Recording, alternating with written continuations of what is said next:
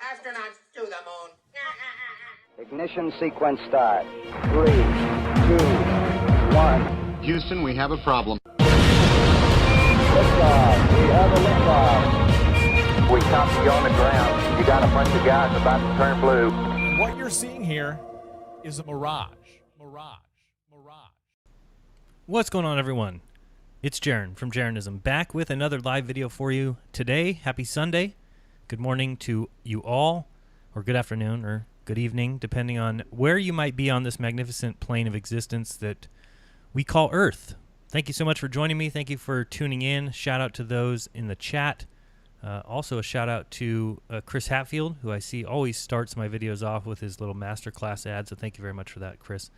I appreciate you guys all joining. Huge shout out to my patrons who make this channel possible. They make everything I do possible. Can't say how much I appreciate it, you guys. Thank you a million times over. I can also post that for people to see if you want to join them. It's very easy to do so. You can just go to patreon.com/Jeranism. That'd be great of you to join them. That'd be awesome. You'd be joining the coolest group basically ever assembled. So that'd be awesome if you want to support that way. There's also other ways to support, so whatever way you choose would be awesome. Today's video is entitled Jeranism Live, a NASA discussion with the great and powerful Iru Landucci. Iru, are you there?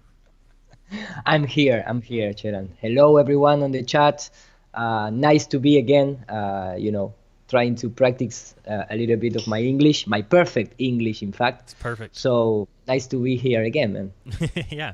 So it's great to have Iru with me. As people know, Globebusters is on a little bit of a break, and Iru and a long break. Very long. Yeah. Very long break. I don't know what is going on because I was outside, in the Barcelona conference, things like that. But right. I really miss the show. Hey, and our apologies, our sincere apologies about your grandmother. I know she's in a better place now, so everyone we hope. I hope that, because maybe she is beside Stephen Hawking and she becomes a star up there. I don't know where she is, but I talking seriously, he has a nice life, and 92 years old. I mean, who I expect to reach that kind of a long time period in this plane of existence. So I can only hope. Yeah, I can only hope I can make it to 92. So, well, I'd like to think she's in a better place, unless she told people lies and made fake experiments on Nat Geo and stuff like that. Then maybe she ended up where the Stephen Hawking might be. I don't know. Yeah, or maybe she is in the super deep cola hole. Who knows? Yeah, a good 8 miles deep. Right? Everything depends. Right, yeah, you never know. So yeah, thank you everybody for joining us. If you want to find Iru's channels, there's easy ways to do that. And actually, I'll bring up this so that we can get some people to see here. You can go to patreon.com/Nur para Todos if you'd like to sign up to be a patron of his. And also, he's got 2 YouTube channels, and I like to do this whenever I have guests on the show. If we all just take a second and scroll down in the description of this video that you're watching right now, the first link that you'll see is a link to his English channel. It only has about, I don't know, 1,000 or 1,500 subscribers. So if you're English speaking, you want to click on that. If you are into the Spanish, Ira, I don't know if you heard, but David Weiss says he always gets so excited because he gets alerts on his phone whenever you post a video. So he's all excited and he clicks on it and then goes there and it's in Spanish. In Spanish, yeah. Right. He also texted me before this show to make sure it would be in English, and I told him it would be in English with Spanish subtitles. Spanish. Yeah, there you go. SAP. You never know, man. I mean, 5 weeks without speaking in English. Please, the people out there, be patient with me because I need to reset up my brain to remember words and right. It could be things messy. like that. Yeah. So anyway, this is his Patreon that we're looking at now. If you guys want to go there, and then again, he has the channel Noor for everyone. Real quick, just because I think I always need to be reminded. Explain to people what Noor means. Noor means the center light or Noor light. It's an Arabic word that if you just type in Google right now,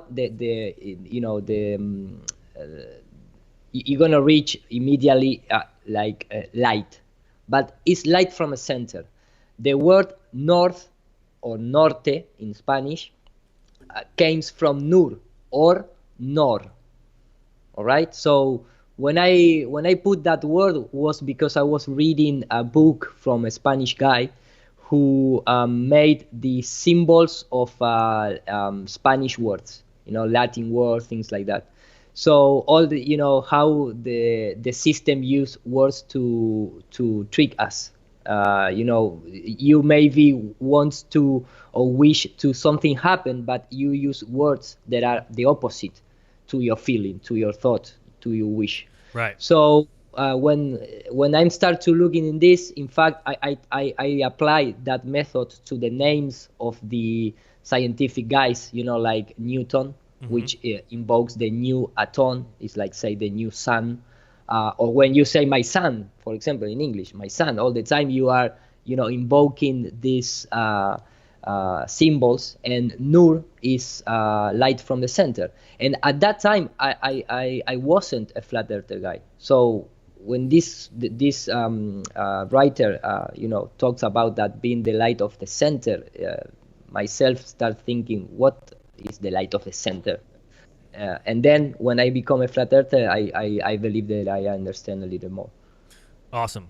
Okay, so yeah, everybody sign up for the English site if you speak English, the Spanish site as well if you want to be notified when a Spanish video goes up. But there's a lot of Spanish speakers in the community, and we're going to talk a little bit about that, obviously. We're going to talk about the upcoming Amsterdam conference. We're going to talk about the conference in Spain that just happened, correct? Yeah, exactly. In Barcelona. In Barcelona, yes. So we're going to get to all that. I did... The Flatter Football Club. The Flatters Football Club. Yep, we're going to talk about that. So lots to talk about. We're also going to be talking about my movie. We're not talking too much about it, but those who are patrons have already seen the trailer. That's one of the benefits I want to try and give to those who support me is if I can ever release anything early, I will release it early. So there is quite a few views on that already. And then also if you have the Flat Earth Sun and Moon Clock app, Dave, by the way, you owe me $1 for saying that. If you have that, download it on your phone. Flatter Clock app, $2 for me, please. Yeah, and Iru gets $1 as well for that. So yeah, we get $1 every time we mention that. No, if you have that app, then I believe it was on the linked video yesterday. But I'll go ahead and play that now, just so everybody can see that and when that movie's coming. So let me get it set up here. The thumbnail, of course, is here. And the only thing is I need to do is get this set up, is make sure my mic is muted or else it'll double up. So everybody, here it is, the trailer for the movie coming. Oh, by the way, we did get a super chat from Rhino. Says, out here in Monterey Bay, ready to help with some mirror observations. And then he gave me his email address. I will email you, Rhino. I know I need to do that, but we also are waiting until it gets a little bit cooler. Obviously, I know you don't live where I live inland, but it's about 100 degrees every day right now. So a little hot to try and look over any water. I know that's not the weather, obviously, in Monterey. But we'll get a little cooler, and then we'll do that. So I do have your email address written down here, and we'll email you in contact about it. Thank you very much for that super chat. So anyway, ladies and gentlemen, without further ado, it's a very short trailer, so enjoy.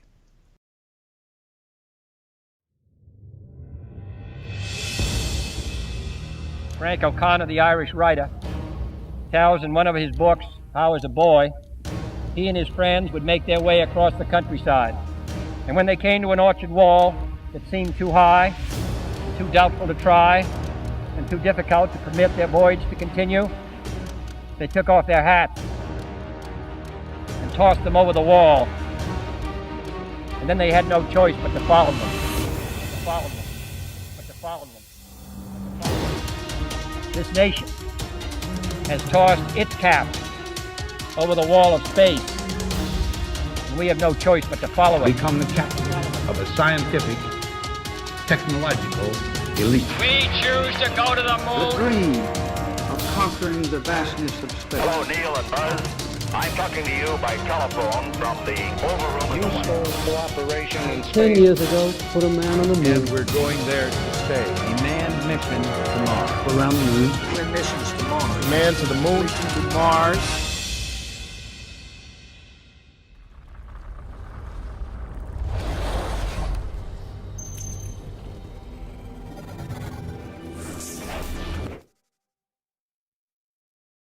Right? Oh, it's going to be in all the theaters. Okay. No, so everybody, thank you very much for that. That was my trailer for NASA going nowhere since 1958. Don't expect too much. I think it's going to be a good video, a good movie. Basically, just walking through each of the presidents. Obviously, I'm going to spend a lot of time on Nixon and Kennedy, LBJ, but just exploring a lot about the fact of how rich these guys that live in Texas got from this whole endeavor. Of course, when you think about both George Bushes being from Texas, LBJ being from Texas, and everything that goes on with them, and kind of going through each president and laying out what I think is, one of the biggest scams in the history of the world. And the reason for that, and if you listen to the trailer, and I'll play it towards the end of the movie again, or end of our video again. And by the way, that trailer will be posted on my channel right after this show. So immediately when this show is over, that trailer will be loaded, and you'll be able to see that on my channel. But now I forgot what I was saying. Oh no. So really, when you look at that whole thought process, the reason I included that quote in my trailer was because you've got John F. Kennedy, who's telling a story saying that, this Irish writer used to write about these boys who would be marching across the land or whatever, and they would come to an orchard wall that seemed too high to climb, too dangerous, too hard to get over. And so what they would do is they would throw their caps over the wall, and then they had no choice but to continue. And I think that is the case of the entire space agencies, the space race, everything, was that these men all had some idea of what they might be able to do, that they might travel in space, that they might go to the moon, that they might do all these things. And I'm a believer that a lot of the presidents did not know that what they were stating, especially Kennedy, was not possible. He was kind of pushed into that belief that it was possible. And there's a lot of evidence coming out, in my movie that shows that JFK cared nothing about space. He was just looking for, like all politicians, something to kind of boost his election. If they would have told him that they wouldn't have gotten to the moon until 1969, he would have never backed it at all. They originally had told him that they'd be able to do it around his second term, and so it was something that for political reasons, and I go through it all, with all the political reasons, all these guys do it. It's kind of the same thing over and over again. And the fact is that once they threw their hat over the wall of space by telling everybody, we're going to go to space, we're going to go into orbit, we're going to go out and, and observe these planets, and we're going to do all these things, that once they threw their hat over the wall, they had no choice but to continue. And what I mean by that is they had no choice but to continue telling you that over and over again. And the movie will explore the reasons why they do that and how they've done that and how it basically keeps outlasting generations. And by the time that you realize that they've gone nowhere, it's too late. You're too old. It's just like all the people that were told that we would have men on Mars by the 70s, and then that never happened. And then they told people it'd be in the 80s, and they told people it'd be in the 90s. told them it would be in the 2000s, and now it's the 2030s. And it's just the idea of they've thrown their hat over the wall. And at no time can they just turn around and admit to everybody, oops, we can't get over that wall. Sorry, we made a mistake. We said we could get over that wall. We can't. Why? Well, as Kennedy said, once you've thrown your hat over the wall, you have no choice but to continue. So that's kind of the movie. Look forward to that. That's coming out next Saturday, and that will be July 20th. I don't know what time, probably more towards the evening. Try and get some evening viewers on that. So, and again, I thank all my patrons who have made that movie possible. And it'll probably be claimed. It probably won't make any money, but it'll still be a good movie. It's my first time I've tried to do a feature-length movie. So my goal is to get better with each one. So if it's not great, well, that's the way it goes when you do something for the first time. And I'll learn from the mistakes and kind of take people's opinions of it and build for the next one. So I like doing things like this where it kind of lays it all out there. I haven't seen anybody do a movie that kind of goes through each of the presidents, their connection with NASA, their vice presidents, what was done, what wasn't done, what promises were made, and what promises continue to be made. And you can kind of go through and see that it goes back and forth, Mars, Moon, and eventually you just go nowhere. And again, I've talked about this, that it just so happens that you've got Trump and you've got Pence, who have both said that now we're going to go to the moon by 2024. And isn't it great that it coincides right with the end of their presidency? So what will happen is inevitably nothing will happen. We know this, that they're not going to go anywhere. But 2024 will come. It will be at the end of President Trump's second term. He's already promised that. So by promising that, you get everybody who believes in space and all these space fans to think, oh, Trump's great. He's promising that we're going to go to the moon. So it helps him get reelected. That's his only goal. So he gets reelected, and then, budgets will be off. NASA will need more money. They're a little bit behind. It'll trickle off into 2025, 2026. By then, we'll have a new president. The new president will come on board and change NASA's direction again. It's happened over and over and over again. And the question of the movie is, at what point will people realize this? In my opinion, possibly never. I mean, if we haven't realized it already, they're going nowhere, and they've gone nowhere since 1958. And of course, this movie coincides with the 50th anniversary of Apollo 11, which is taking place over the next week or so. So, Ira, does that sound like a good movie? Oh, by the way, we got another super chat. Dave Gafford said, "God is proclaimed as truth. As truth seekers, we should seek God and give all glory." I think Ira and I would both agree with that. That the Creator is the reason we're here. We're in a created place, a created realm, a created existence, and everything around us tells us that. What do you think, Hiro? Yeah, I totally agree. In fact, I was how long the movie, Jeran? It's about an hour and 30 minutes. Ah, nice. Congratulations, man. I mean, I didn't see nothing about the movie. I just see the trailer, but it's a really difficult and time consuming things to do. You cannot do it in 2 weeks, or in 2 months. You can do it, of course, but a really good movie with a really nice history, and in this case, you need to back up everything you said, and it's not easy. So thanks for your time, man. No, yeah, I appreciate that. And no, it's not easy. I mean, the thing is, and I know, Iru, you probably deal with this too. When you research like we do, you research so much that sometimes you forget even what you researched. For me at least, that's the way it is. I don't know if it's just because I'm nearing 40 or what, but when I go back and look at my notes, and thank goodness, I don't know about you, I use OneNote. It's very easy for me to organize things, but sometimes I go back and I start finding all these things. I'm like, man, I don't remember. And maybe I did talk about it at some point. Maybe I mentioned it in passing on Globebusters. Maybe I mentioned it in some video. But really, there's never a comprehensive look at one specific subject, and I really enjoy doing that. I really enjoy one of my quotes video where I went back and gathered all the quotes that I had found and presented them in one 3-hour video.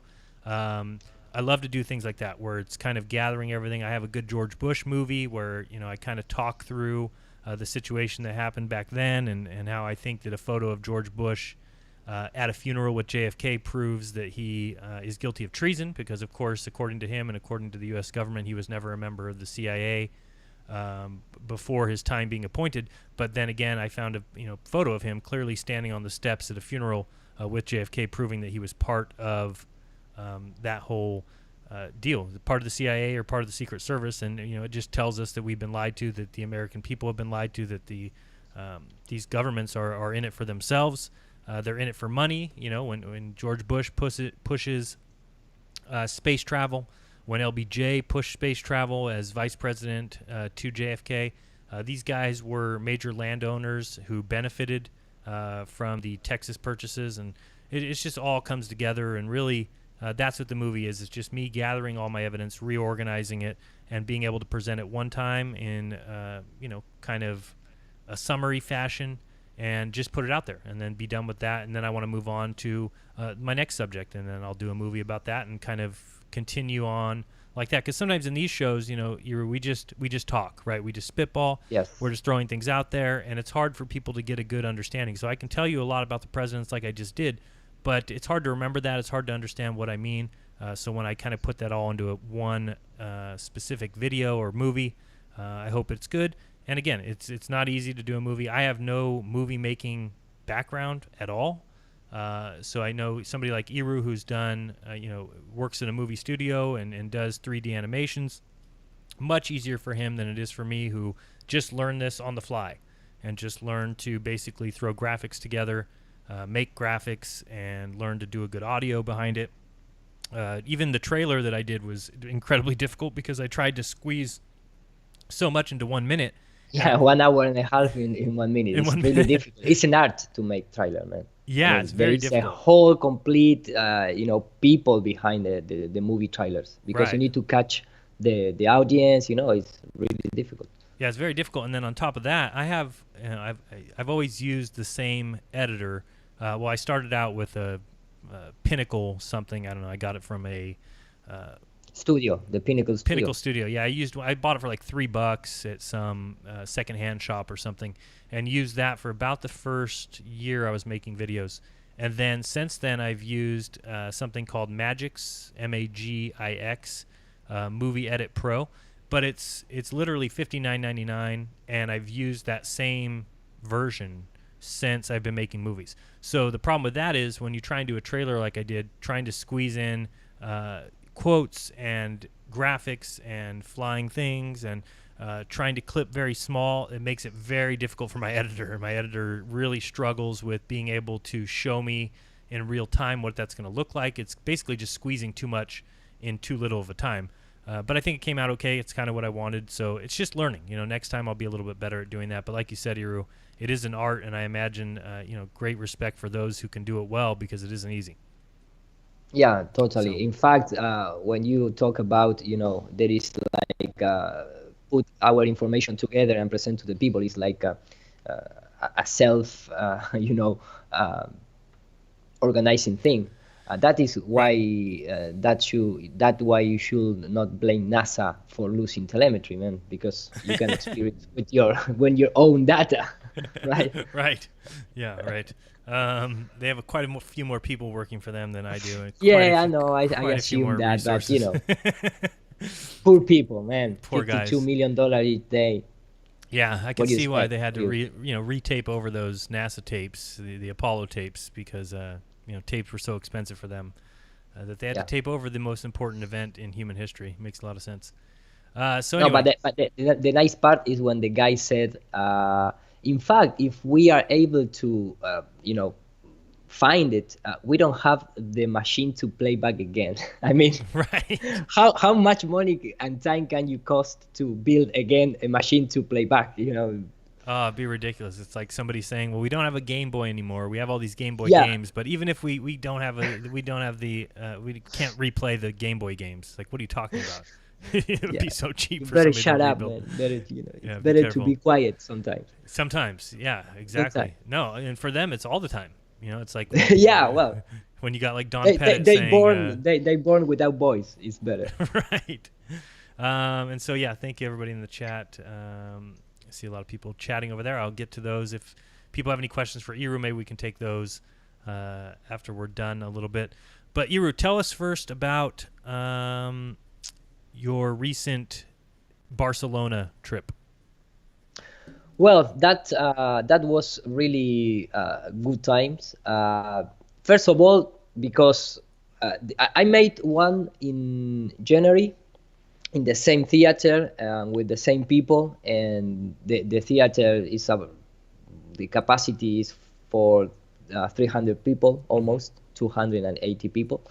So the two of the conference was full, and that talks about the people are interested in this kind of topic and subject. And of course, after the conference and a little before, I have the opportunity to go out in some radio shows and television shows, talking about this. And this time, let me just share the screen, my first screen. Give me a moment, and yeah, tell me if you are seeing my screen now. No. Wait. No. Yes.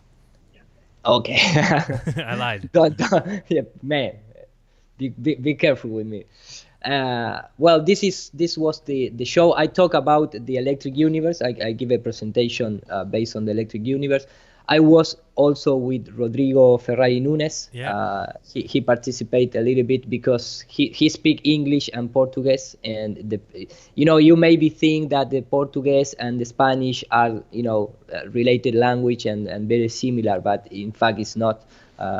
It's really difficult. It's more easy to understand Italian guys than Portuguese or Brazilian guys. So he participated. We have a guide who translate like in real time, and but he accomplished the 3 hours that the conference takes. So it was really like a friendship situation to invite him to participate in this kind of conference.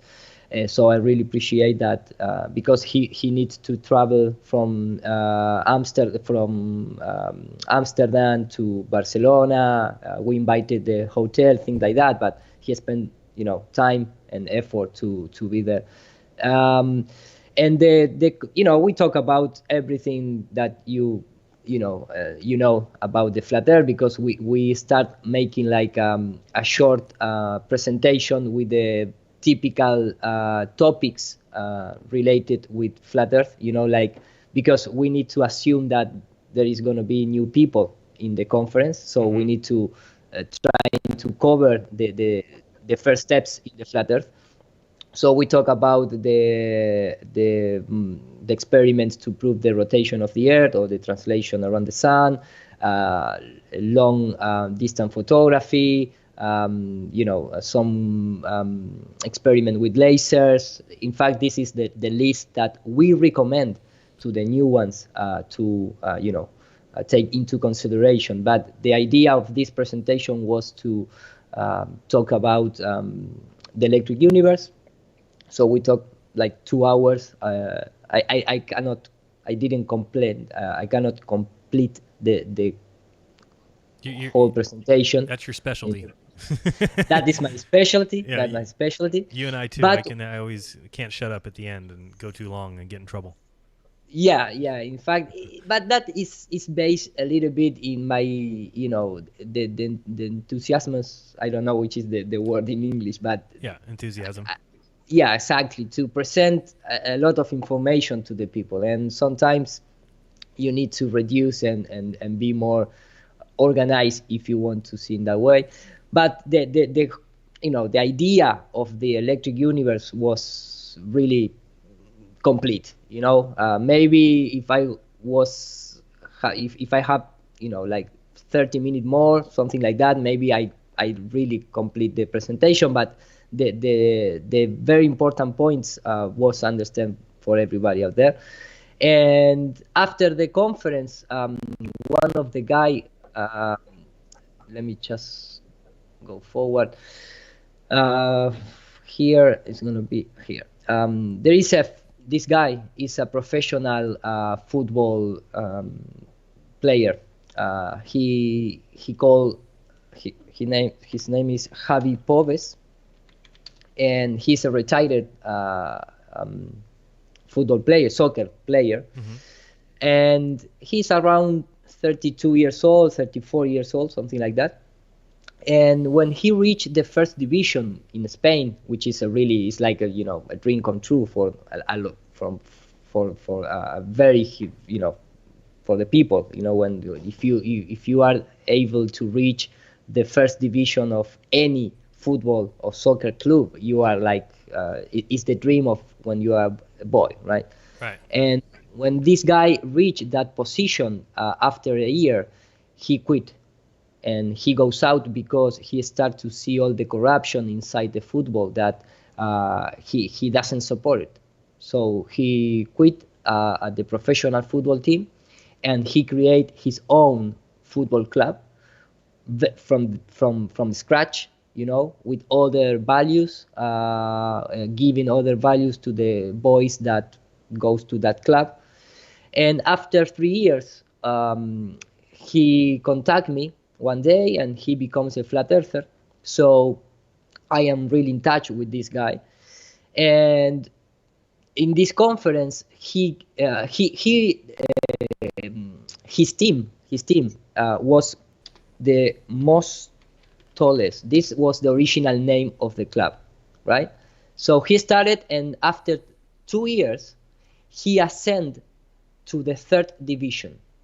But the third division in Spain is a professional. It's the first professional division. You receive TV cover, Okay. and you can play, which is called the Cup of the King in Spain, which you can play with Barcelona, Real Madrid, all the first class division soccer teams.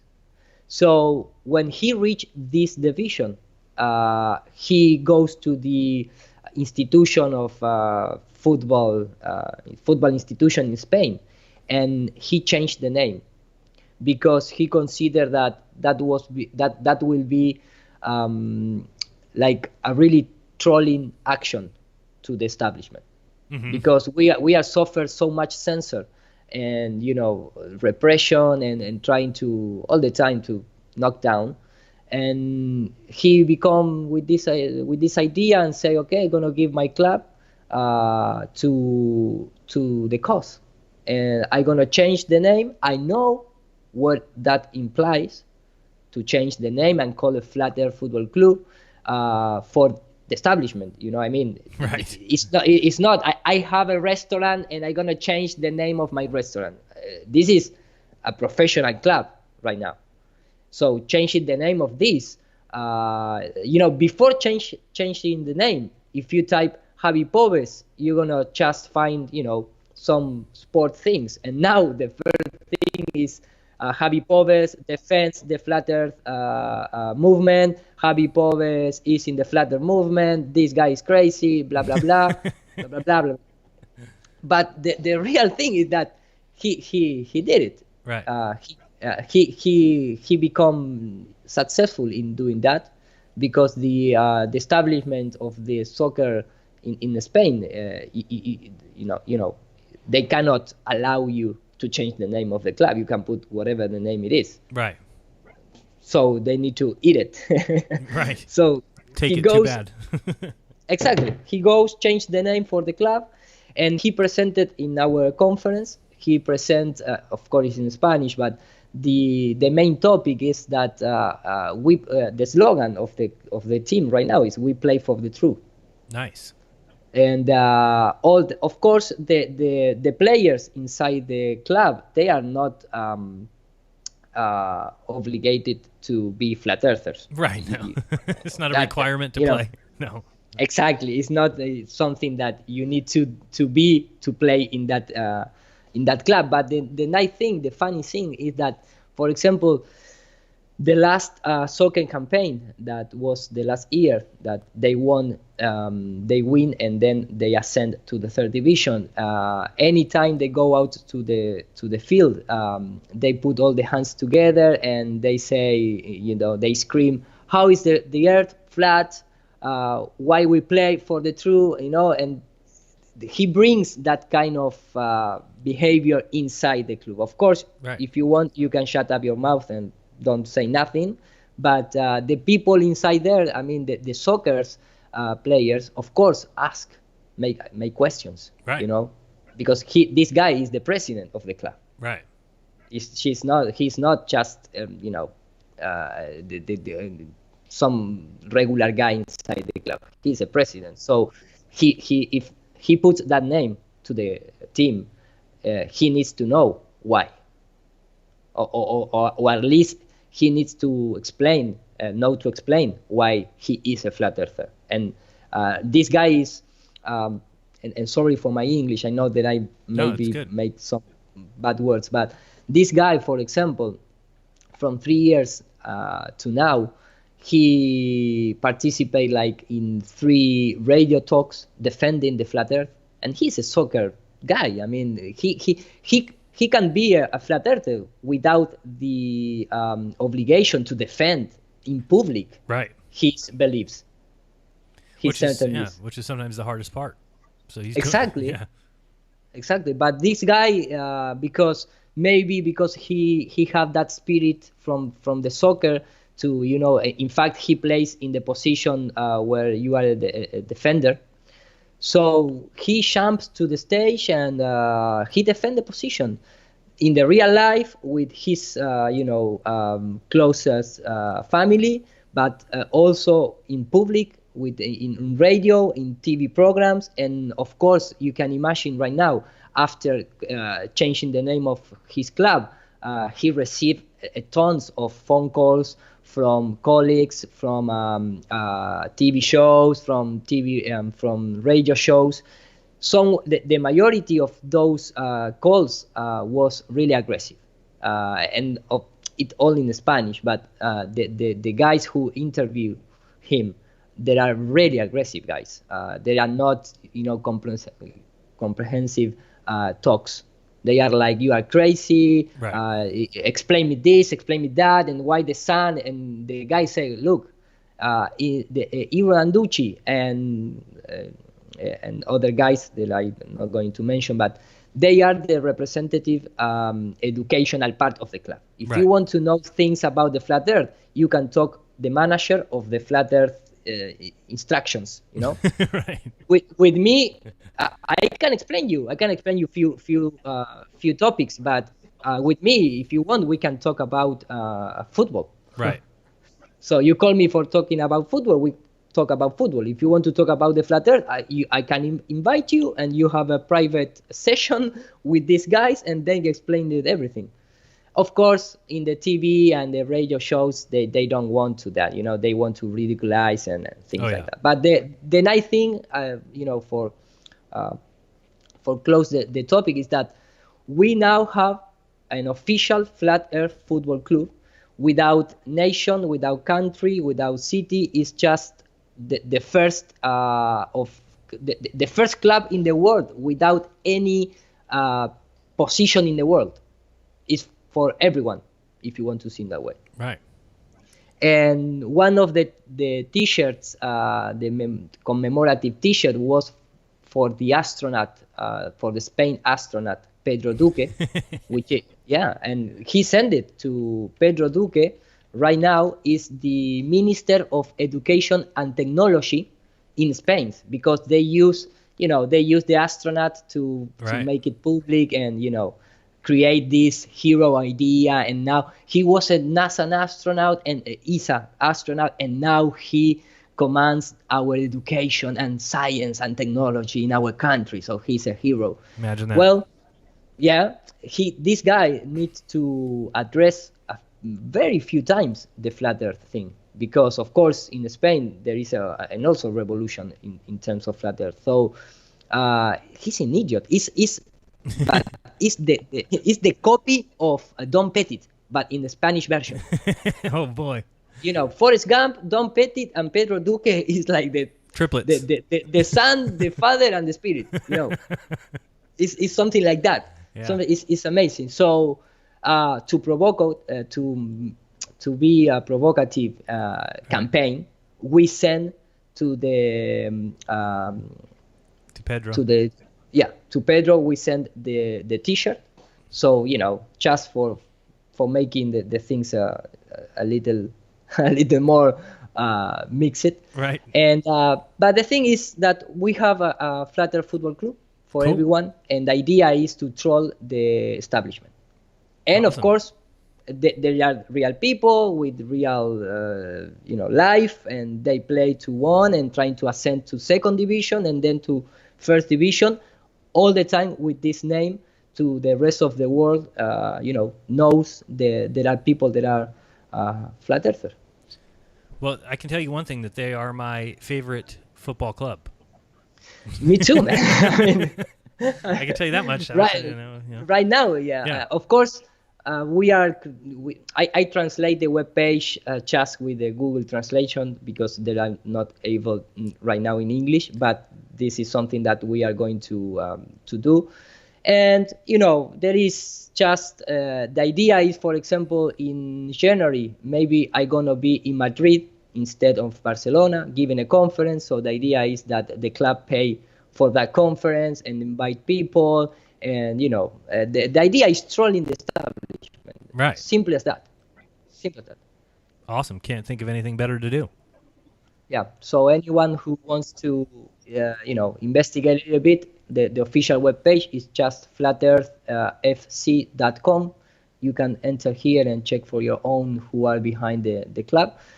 And then, based on this football thing, we have, for example, this is it's called Coco Basile. Coco Basile, for the people in Latin America, was one of the the technical director of the Argentinian selection of football. In fact, he was the last technical director that accomplished a tournament to be a championship with Argentina. I mean, he is a really famous person in terms of football, and not just football, also in terms of social,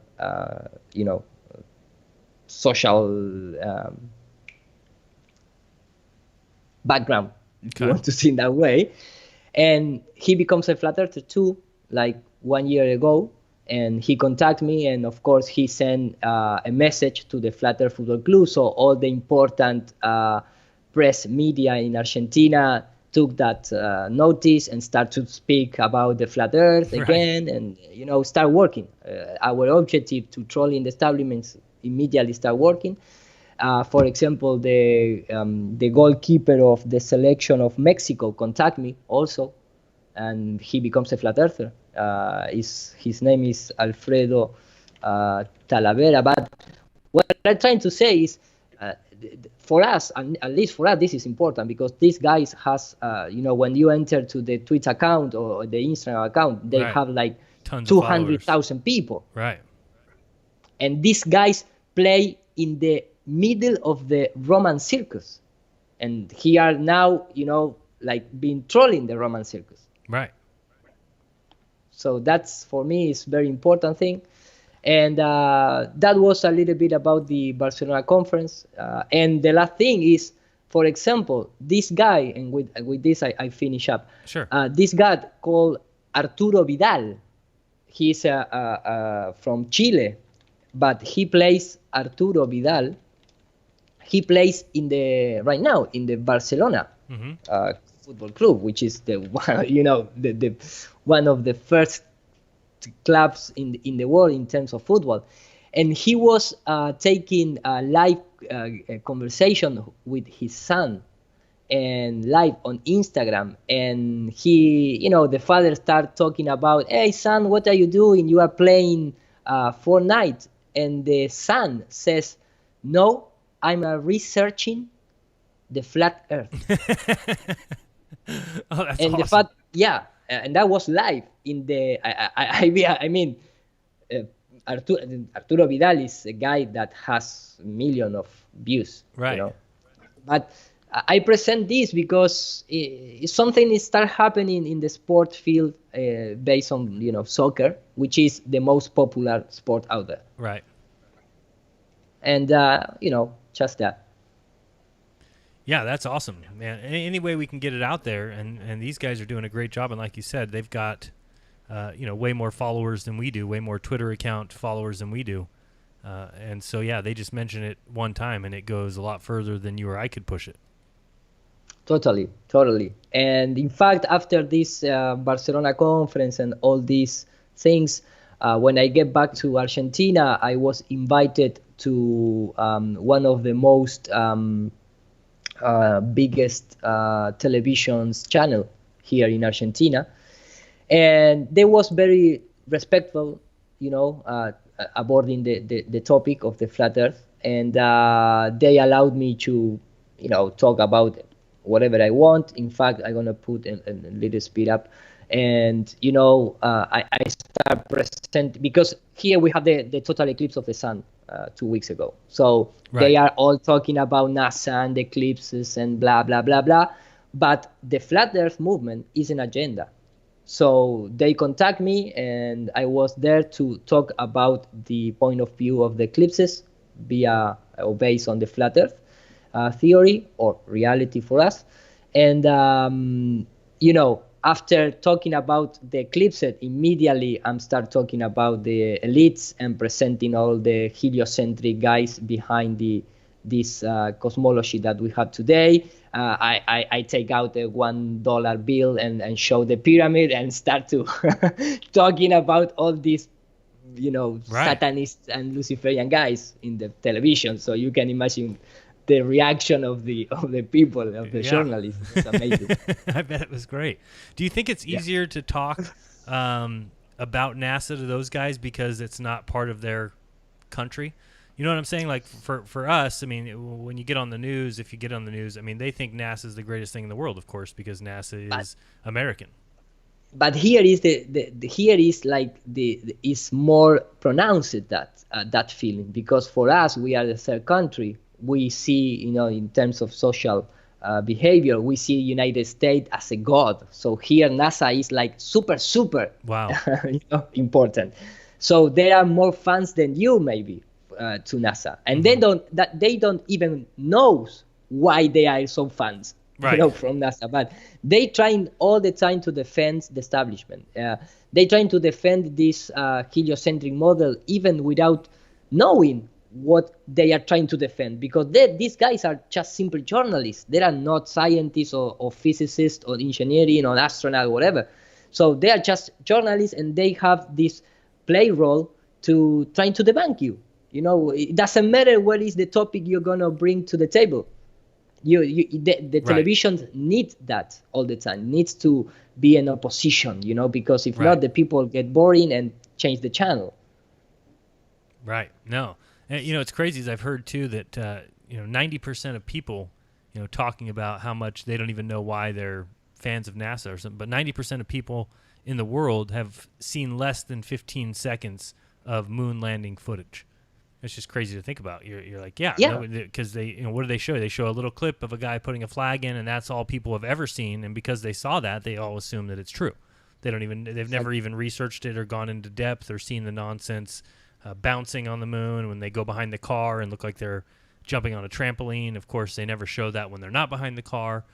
All the things that we do when we look into it are things people have just glossed over. They've never seen the depth that we're going into. Exactly. And in fact, I bring my own, my own graphics, because I send some videos, but they put in the video wall, they put all official videos. So I be prepared for that, and so I bring my own graphics and things like that to to make more evidence, to present more evidence, because if not, it's just you are a regular guy talking about bullshit for the standard people out there.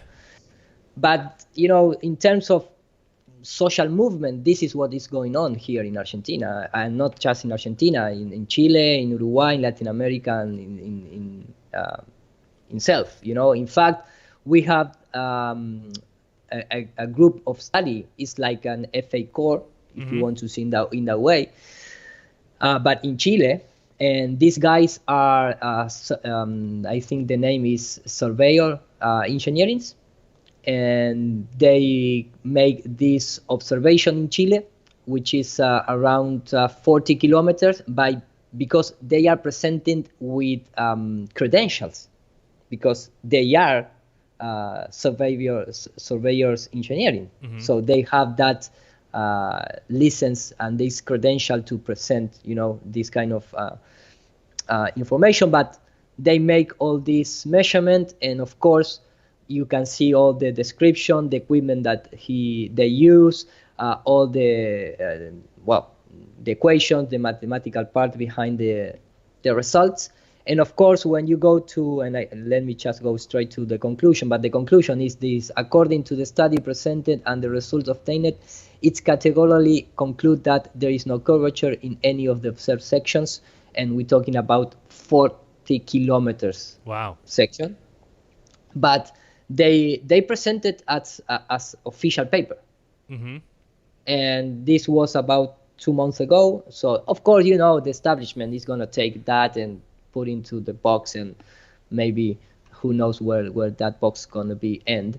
Right. But we need this because Absolutely. I am a really, in my own personal experience, I am very, if you want to see in that way, popular guy in terms of flat earth here in Latin America. So anytime that I go to a radio show or TV program, I bring these results or these people. So for me, having people that in my own language start to mess around with these kind of things is super important. Right, and you said that was 40 kilometers, so that's 25 miles to where there should be, even with refraction, some sort of drop around 300 feet.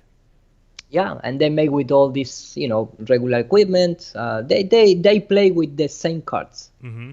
So, I just bring this to the table because for me it's very important. And the people out there in the European community and the English community know that there is all around the plane people, professional people doing experiments and observations and presented with credentials. It's not just YouTube thing. Right, because a lot of people think that they don't realize that there's actually people out there doing these tests and coming to the same conclusions. So real quick, a thank you to Artem Brayson for the 99 cents. Thank you very much for that. And then Ben Schwagel said, can you guys comment on QAnon? They said the earth isn't flat, but also that disinformation is necessary. I think the truth will come out soon, but waiting to see what it happened. I don't know. Do you know much about QAnon? Yes, yeah. I used to follow him, but now I am not. I don't have much time to follow, but I know who it is and the importance that he had. But go ahead, man. Yeah, no, I think the same thing. It's all yours. Yeah, I think the same thing. I mean, what you said right there is important. He said, the Earth. They say the Earth isn't flat, but also disinformation is necessary. So that was the thing I got when I was following it. Is it just kind of seemed, a lot of things didn't come true. This is going to happen. This is going to happen. It didn't happen, and then people just made excuses for it, and it just kind of got overwhelming to the point of, okay, I'll tune into this when I can and check it out when I can. But again, I'm not sure it's 100% truth. I don't think anything is. And I agree that they're going to, put out any method they can of disinformation. Some of the stuff is obviously awesome. Other stuff I saw go by the wayside and not come true and just kind of got skipped over. A lot of it's also cryptic, so you have to kind of, it's just like when they take Nostradamus's predictions and they're able to bend it whatever way they want. That makes things difficult. It's all up to interpretation, and some of that becomes kind of a problem. So that's my opinion of that. So thank you guys for those super chats. Back to what you were saying, Nero. Yeah, I totally agree. And in fact, I want to just, maybe you remember that like 1 month ago, I sent you a little video that you played on the Globebuster show, or maybe it was in your own show. But we are making right now, making an observation experiment based on Uruguay to Argentina. Right.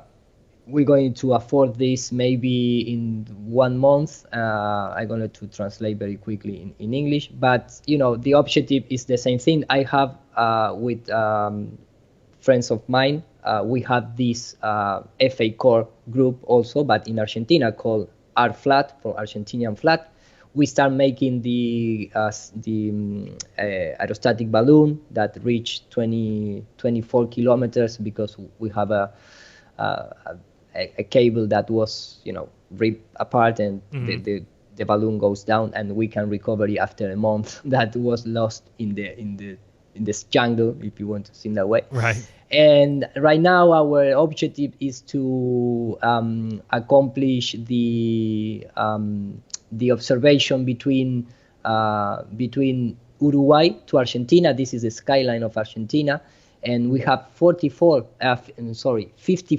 kilometers away, and you can still see a lot of buildings. And those buildings are how tall are those buildings? No, these buildings are tall. Like the most highest building is 90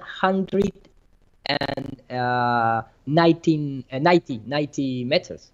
But Right. these buildings are like 50 meters, 80 meters, things like that. And you have 200 meters of curvature. So yeah, they shouldn't be seen at all.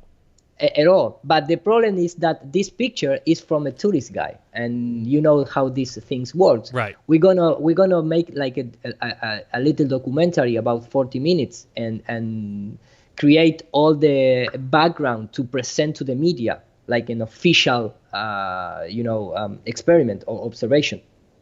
Because if you go to just for us in the community, of course, it's nice to present as just a simple picture from the tourist taking about 2 meters above the river, because this is a river, it's not sea, it's not an ocean. And you make all the calculation and blah, blah, blah, and you say, okay, the earth is flat. But if you go with this picture that came from a tourist, nobody's going to take you seriously. No, nobody's going to believe that. They're going to say, oh, no, Exactly. it's higher up. No, it's from here. No, you don't know what you're talking about. Right. Exactly. So we need to make our own experiment, our own observation, record everything, do the most professional thing that we can do, and then use that to penetrate the establishment. And that is our idea. So I'm going to release this full information for the people who wants to collaborate with us, because we're going to be like, I believe, 14 people behind all this, between the guys of the camera, the vision, ourselves as a team, and blah, blah, blah. So I hope you, the community out there, join us to help us to make this possible. Yeah, no, awesome. I just typed in, that's 33 miles. And, even with refraction, again, even at 20 feet high, I mean, you have a refraction of 400 feet or more. Yes. Yeah, but when you type here, for example, let me just type in Spanish and then I translate it. But edificios, buildings, highest, Buenos Aires. When you type this and you go, well, right now there are. Let me just open the. Give me 1 second, only 1 second, please. Sure. I am a very organized than you. Much At least more. than you. Much more. Not the NASA, but than you. I bet so I have more things than you, but they're just thrown in folders that I'll never be able to find. So yeah. Okay. So this is the skyline for the buildings that started in 143 meters to 172 meters, because this building, which is going to reach 200 meters, is not yet finished. Okay. So if you start counting, you have 1, 2, 3, 4, 5, 6, 7, 8, 9, 10, 11, 12, 13, 14 buildings or 13 buildings. And when you start to see the video of this skyline, we are talking about 54 kilometers. You're going to see that I'm starting to research in this because I see just an online, regular online video, no picture, video from a tourist, and is this one that I have here. And this is just a regular guy around 6 meters above the river, and you can even hear the conversation between the wife and the husband talking about, hey, look, there is Buenos Aires. Oh, I'm gonna film it. And the guy put the camera, just a regular camcorder. I'm talking about like JVC, GBC camcorder. Okay, gotcha. Just a regular camcorder. This is 2011. This video was filmed. I put an emboss filter to trying to sharpen more the image. Right. But this skyline here, from this building to that building, is around that skyline that I showed before. But we are seeing here buildings that are beyond the coastline. Really beyond the coastline, that it was impossible to see. Right, and much smaller. And they are much smaller and with much distance. And if you see this, that you don't have any kind of fata morgana or refraction distortion. You just have the perspective, some waves in the river, and no more than that. The rest is just pure air. Right. Not pure 100%, of course, right? But when you start looking into this building and you start counting, you count more than 40 buildings in that skyline that you shouldn't able to see. Yeah, at all. At all. So based on this observation, we start to planning all these experiment and trying to record it and make it professional, as things that you see in National Geographic or that kind of documentary, and trying to use that to present. And now, for example, the nice thing that we have that football club, for example, is that we go with that information and we present it as the social part of that football club. So all the media in Spain is going to come to the conference, for example. Right, and this is looking across a river, you said, so it's not even ocean. No, this is the river of La Plata. It's the biggest river in the world. Right. In fact. Yeah. Wow. And that's certainly a long distance if you're looking across a 33-mile river. Ben Schwegel just gave another super chat, says, there's stuff happening now. They are now on the attack, starting with Jay Epstein. It's finally happening. He was an intelligent asset for blackmail. Q is posting again. The storm is here. I certainly don't tell people not to check it out. I just haven't paid attention as much lately. But, take a look, and I'll definitely take a look if some stuff is starting to rise to the surface, if you will. But, this is awesome. When are you guys planning on doing that? Are you going to do it during your winter? Yes, because the condition of the atmosphere is more clear than the summer. The summer is all this vapor continuously for the heat on the water and things like that. So that the idea is to, you have here a lot of pictures. This is all from tourists, because it's like a tourist thing. When you go to Uruguay, you go to the coast of the river to take a coffee, a beer, and you see all these buildings. So it's, you call your attention because you say, hey, look, that is Buenos Aires. Right. But look here, how many buildings. In fact, this building here is not even from Buenos Aires. These buildings are from other city. Right. With more distance, more far away than Buenos Aires. You can see here little tiny buildings there. I think that those buildings are being loomed up from behind the curve. Yes, they're being lifted, course, and yes, of course. And this is the Tesla Clifford Tower. And but the thing is, like I said before, if you present this just like a normal picture taken from regular people, nobody's going to take you into consideration. Here it's almost 1.5 meters above the river, and you can see not just the building, but you can see the gap between the building and the real horizon based on the refraction. That like the floating island, the floating buildings that you are able to see. But right now the thing is that we are prepared. This is the kind of trip that you take from boat.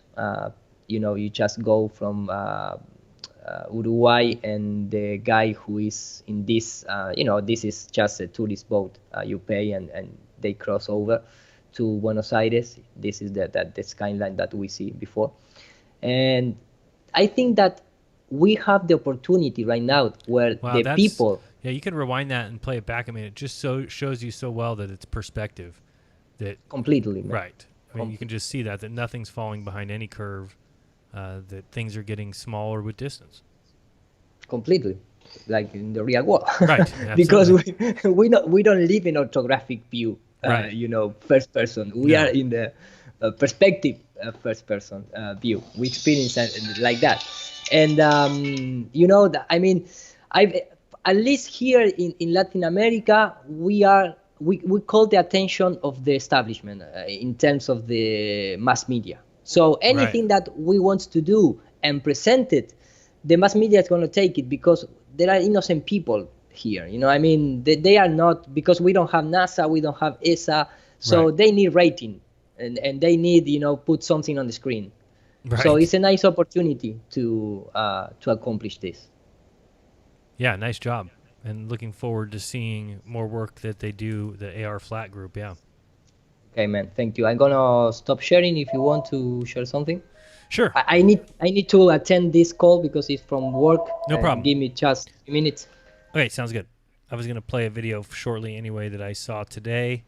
So we'll let Iru catch that call. Thank you, Iru, very much for that presentation. Also, I did want to mention, let me bring this up if I can. That's the wrong screen. Let's, speaking of conferences, I'm going to play real quick the trailer for an upcoming conference and talk a little bit about that so everybody can enjoy.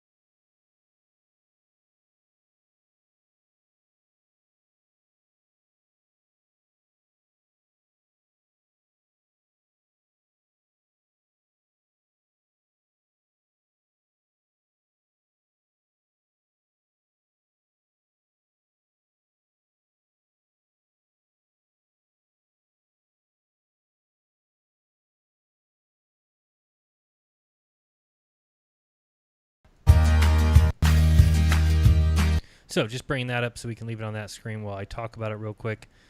If you're interested in going, please check it out. That's going to be the Flat Earth Convention. That'll be 2019. That is September 27th, 28th, and 29th. That's going to be a fantastic time. Let me get you some information on it here. For those who don't know, the tickets are really cheap.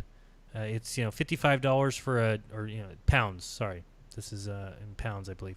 55 pounds for the day ticket, 100 pounds for the weekend. Some of the guest speakers include myself.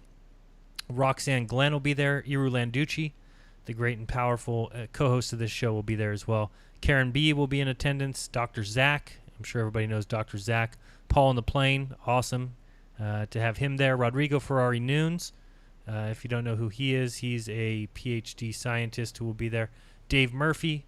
Ian Leahy will be there. Awesome. Mark Devlin, Martin Liedtke, Jason Disbury, Robbie Davidson, Dave Marsh, D. Marble will be there. Gary John, Dee Van, and Adam Meakin from Iron Realm Media. So that is awesome. You can go to feconvention.com/Amsterdam. I'll bring that up real quick just so you can see that. Let's go over here and here. Let's see. This is the same as this. Yeah, here we go. So this is the website. Again, it's feconvention.com/Amsterdam. And by the way, this and all show links will be in the description. So if there's something I'm talking about that you don't get a chance to type in, if you want to know Iru's Patreon or Iru's websites or anything like that, all that stuff will be in the show notes following the show. So it's FE Convention Europe, Amsterdam. Again, that's the 27th through the 29th of September. Here's the schedule for Friday, which will be just a meeting and a campfire, a nice little party on Friday evening. Then we go into Saturday. Just making sure you guys are seeing what I'm seeing. Yep. Saturday, we've got registration and then the opening of the event, which will be Ian Leahy and then Iru, Karen B., Dr. Zach, Mark Devlin, Martin Liedtke will be in the evening on Saturday. And then Sunday, again, early morning registration. Then Paul on the Plane, Rodrigo Ferrari Nunes, lunch, me, Dave Murphy, Roxanne, and then the Globli Euro Tour. So Iru, you'll be there. Again. You'll be there, right? You'll be there in Amsterdam with me. Exactly. I hope you that. I mean, I need to. No, because I say it because I need to buy my flight ticket, and I came from the Spain conference, and I need to recover a little bit of money and things like that. So right. I hope I can do it. Okay, well, I hope to see you there. We just need you to say the Flat Earth Sun and Moon Clock a lot of times so that David owes you a lot of money. Yeah, man. I'm gonna even under the shower. I'm gonna say. Yeah, call from the shower and do it. He'll give you $2. That is $2. Yeah, right. Exactly. He actually sent me a Venmo for $2 a second ago. It says one for you and one for Iru. So thank you very much for the $2. Thank you, man. Venmo. If you want to tip by Venmo, you can do that by just searching @jeranism. So yeah, this is the list of people that will be there. Dr. Zach, Karen, Iru, Mark Devlin, like I said, Martin Leakey, Ian, there's myself, Roxanne, Paul on the Plane, Dave, Rodrigo, and then the Globe Live Tour, which will include Jason and Daryl Marble. There they are right there. And then you've got your host, Gary John and Dee Dee Vaughn. I hung out with both them, talked with both them, love them, great people. It was great to hang out with them in Denver. And then attending guests, we have Dave Marsh, who's awesome. Love Dave Marsh. Adam Meekin from Iron Realm Media. Robbie Davidson, everybody knows him. Nathan Oakley, host of the Flat Earth Debate Show. And, so it's a nice venue, a nice stadium-style seating and presentation area. Very nice little, I don't know if it's like a library or something. I forgot what the name of it, or a theater, OBA Theater. Very nice setup. So it's going to be awesome. So people should check that out again, feconvention.com. And it's very inexpensive compared to possibly some other, conventions or conferences that have been held. This one, 100 pounds for the whole convention, the entire weekend. Hang out and meet Iru, meet me. I don't know what this little mark is here, Iru. Is that supposed to be the, I don't know what that is, ISS or something? No, I don't think that's what it is. But anyway, hopefully everybody checks that out. I'll be talking about that in the coming weeks and months because we're getting David just gave me another $2. Thank you very much, David. Appreciate that. Hey, David, give it to me, man. Yeah, David. I have trouble to fly. Yeah, I think that I have to probably send it to you. You don't have Venmo? No, Great. I don't. I have PayPal and my Patreon. In fact, talking about this is a really nice opportunity to go to this conference because it's not really expensive. I trying to do the same. In fact, in Barcelona, the price for a conference for 4-hour conference, it was just $10 because that was the only thing that I need to pay my flight ticket and the equipment and the theater and blah blah blah. Very nice. Yeah, I trying to reach the most people out there possible, and when you put too expensive conference, it's a little difficult to achieve. That's why I like the Flat Earth meetups. Those are so fun and so cheap. We have the one in Sacramento recently in May, and it's free. So it's nice to get everybody to just come by and stop and talk and chat, and we brought our own food and drink and had a good time. So it was definitely fun. So we were going to talk a little bit about NASA. Obviously, Iru's got a little bit of a presentation, maybe a little something to say. I've got a little bit something to say. Also, which will be very cool, is this coming Thursday. Excuse me while I cough real quick here. I'm back. I love that mute button. I was expecting that, but I guess never appeared. The next step I need to learn how to do is just shut up and do it. Like, mute it, cough, and then nobody would ever even know. No, I haven't learned to do that. I talk too much, so I'm always kind of discreet. I guess, I don't know. I need to learn to do that. Then nobody would know I have frog in my throat. So anyway, one of the things coming out this week is on Thursday, I believe, is my interview with the great Mel Fabregas from Veritas Radio. That should be coming out this week. I'll be able to put up the first hour of that conversation on my channel, so you can look for that, probably Thursday or Friday. Veritas Radio, the guy who is the Veritas YouTube channel now. Veritas, he has the Veritas Radio YouTube channel. Ah, okay. I'm not sure. But it's not the same guy, or yes? I don't think so. No. Okay. I could be wrong. I believe it's just the Veritas Radio is Mel Fabregas. I think Veritas might be somebody else. Ah, okay. Veritas Radio is Mel Fabregas. We've done a couple interviews with him before. I was on there with David Weiss. It was great. One of the better interviews. He just does great eye-opening interviews. A self-supported radio show where people can pay, I think, $5 a month or something like that to be members, and he puts out the first hour of information and the second, kind of like what Crow 777 does. So it's a great model for some people. I haven't gone that way yet, but it was great to be on his show, and we talked about the 50th anniversary of the greatest hoax ever put on mankind. So we're going to talk a little bit about that for the rest of the show. But one thing I wanted to start with is just because we're going to be talking, obviously, about NASA, and I want to talk about the impossible medium that they're in. And I thought a great video that was just put out today by P-Brain, It was also on the app as on the Flat Earth Sun and Moon Clock app as the #1 video of the day. So I want to play that for everybody. Let me get that set up here, and we will just watch this video. I don't know if you've seen it. I'm not sharing my screen with you anymore, huh? No. Let me do that. But I am like Albert Einstein. You know, I have a really good imagination. Oh, you're so smart. Yeah. So smart. So what did I do here? Hold on. I screwed up. Share screens. There we go. So now you should be able to see what I'm doing a little bit. Yes? No? Maybe? Yes. Okay. Right now, perfect. Good. All right. So you get better, man. You get better than those times where you have problem with audios, with videos, with your life, with everything. I don't like to say that because then next week I'll have problems. But so far so good today. I don't think there's no major problems. I haven't heard anybody complaining too much. You're probably a little louder than me, but that's okay. I don't really know how to control that much. Anyway, let's watch this video. It's by P-Brain. It is 13 minutes, but I think the whole thing is important. I think it's a great video. The link will be in the description, so please check out his version. Again, the links will be in the description after the show. But really watch this. Really think about what he's saying. And we're talking about this medium that supposedly, if we're going to talk about NASA, we have to talk about where they say they're going. And a lot of us believe that the place that they say exists is fantasy. And this is a practical demonstration, a good conversation about whether or not it's even possible what they're saying, and I think it's a great job showing you that it's not. So let's check it out. Yes, with a turkey baster, I'm going to destroy this idea that we could possibly have atmospheric pressure, right, gas pressure on the Earth butting up to this vacuum of space, right, this near vacuum, what they call a 10 to the negative 17 torr vacuum. Vast, almost infinite in size compared to this little speck dot of an Earth that we're going to maintain our atmosphere because of gravity. All right, gravity is going to hold it down. This is what they say. I'm going to prove with this turkey baster that that's just not the case.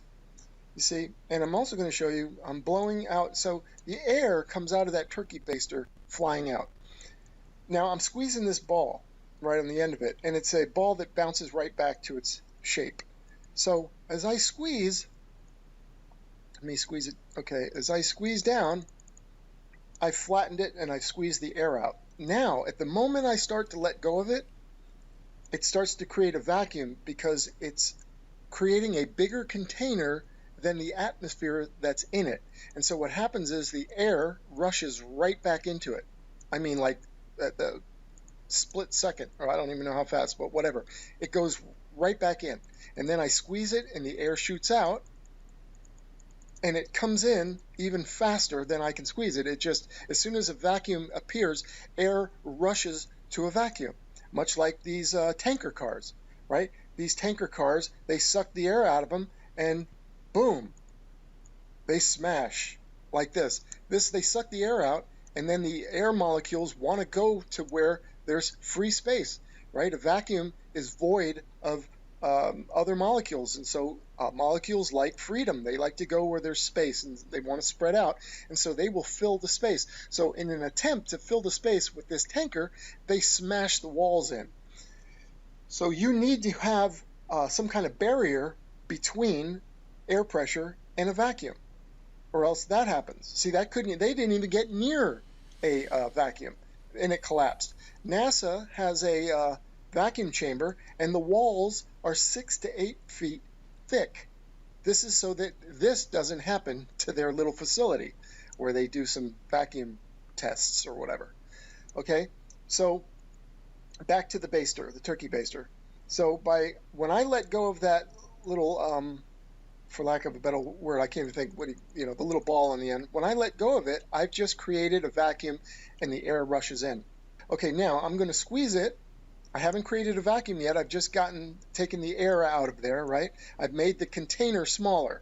The container is that little ball that I'm squeezing, and I'm showing its elasticity and how it springs back. Okay, so I'm going to submerge it into the water, but first I'm going to squeeze it, right? Take all the air out of it, and I've essentially made the container smaller. Okay, so now when I let go of it, it's going to want to fill up again. The molecules are going to want to go into it, but I'm in water now. So the water is going to go in, And this is going to dispel the notion that gravity somehow is going to hold the atmosphere down to the Earth, even though it butts up against a vacuum of space, or a 10 to the negative 17 torr vacuum. That's infinitely huge and millions of times bigger, gazillions of times bigger than the Earth, right? Yet here I created a small vacuum with this plunger thing. I squeezed it, and it's pulling in volume almost its full size. And yet it's holding it. Not only did it suck all the air in, it sucked the water up. So not only would we have no atmosphere on the Earth, we'd have no water either. Because watch this, I've created a very weak vacuum. Nothing like the vacuum of space is supposed to be. And here we go. We've got water being held up by this vacuum. Now, I squeezed out maybe 90 to 95% of the air out of that ball, right? That chamber. So the water that came in is maybe, 90% full. So there's a little bit of vacuum still in that chamber at the top of the ball, and it's holding that water in place. This is nothing near what the vacuum of space is. So, and this water is maybe 90% the volume of this container, 90, 95%, whatever. So here we have, in comparison or in contrast to, this little speck of an Earth that's sitting inside this vacuum of space, which is basically infinite, right? Goes on forever. Our atmosphere is one tiny, like a grain of sand compared to all the beaches in the world, right? This is 90% of this, and it's holding it up. Imagine what it would do to our little Earth and its atmosphere, right? So not only would our atmosphere be gone, our water would be gone too, if we were actually next to a vacuum of space and anything like that. This is just my own little animation I made, and this would be our atmosphere, and next to the vacuum, it would be gone and disperse, and that'd be the end of that. We'd all choke. We'd never. This whole thing is fantasy, that we're in a ball flying through space. Okay, we all know that. People who know the Earth is flat, but there's a lot of people that are clinging to this idea that this is even possible. Okay, now when I squeeze this, right, and then I put it in the water, and then I let go, it created a vacuum, because the container is now bigger than the air volume or the molecules that are inside of it. And so everything, just like the tanker, wants to rush in and fill. And so, like I showed with the water, the point being, when the container gets bigger, molecules are going to want to fill the space. Here's another animation I did. Okay, so I start off with this, and it's a small little plexiglass container.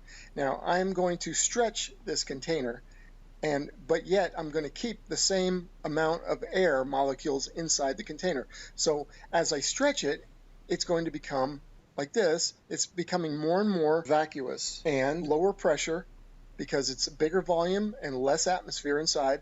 The pressure is getting lower. It's becoming more and more like a vacuum. Okay, and I just kept stretching this up.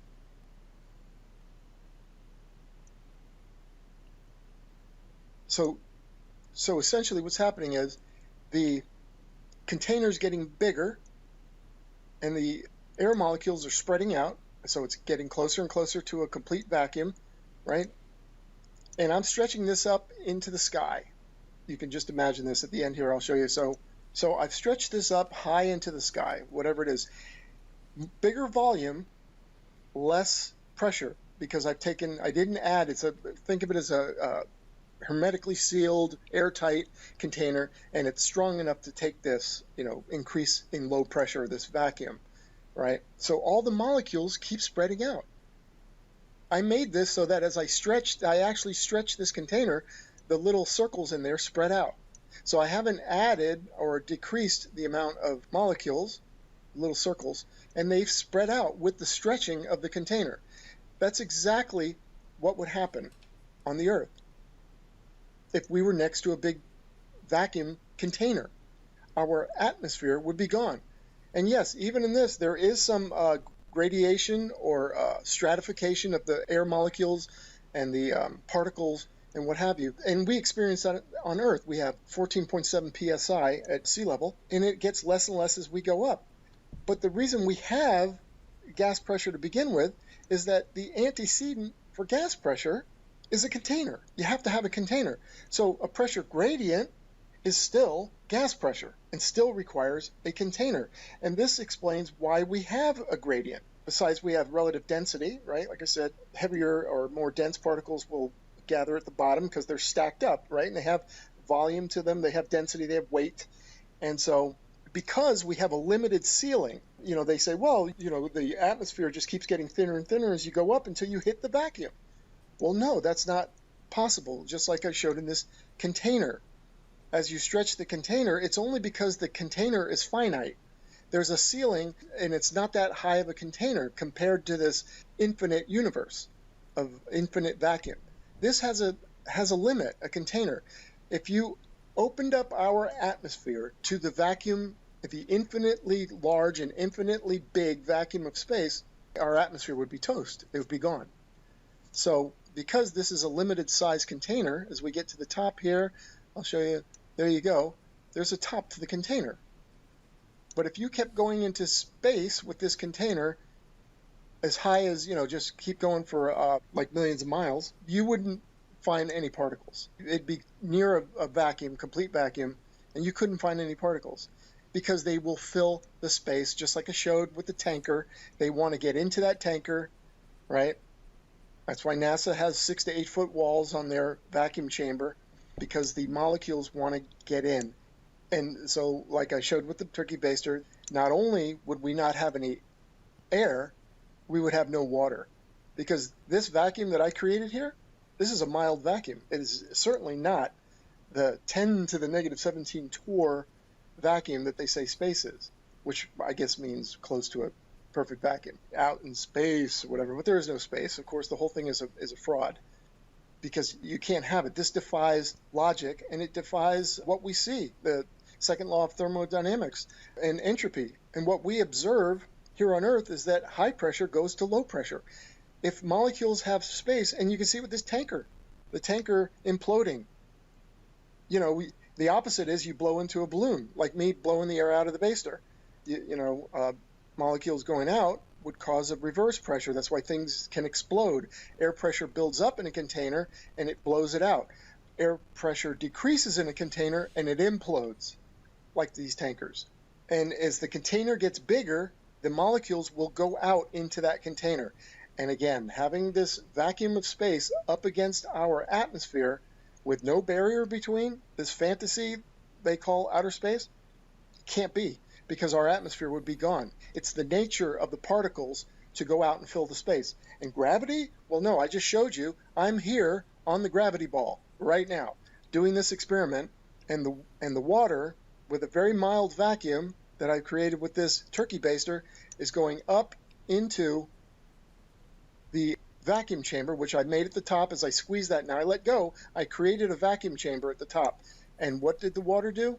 It filled the space. Now, this whole thing is essentially the container, the clear plastic and the ball at the top, the plunger, whatever you want to call it. It's essentially a container, and the liquid went and filled the container, much less the air. Any air would definitely fill the container as well. So this is busted. We've had a show called Globe Busters. We've got Ball Busters, but you know what I'm going to call it? Ball Busted. It's past tense now. It's busted. Now it's time to let the world know. And thank you guys for tuning in and watching this. Share a link of this video so other people can see it. I've also got some t-shirts. Check out this t-shirt. It looks awesome. It's a premium tee, and I think it's heavy metal, it's called. The color looks great, fits great. It's a large. It's super soft. So check them out. Let's start getting it out there, because it's ball busted now. It's busted. It's done. Okay? All right. Thanks so much. I will be putting out more videos soon. Thank you so much for tuning in. All right. Iru, had you had a chance to see that video yet? Yeah.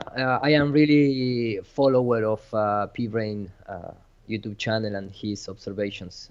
He's a really great researcher. I am a day in terms of I follow. I see every video, immediately then when he released.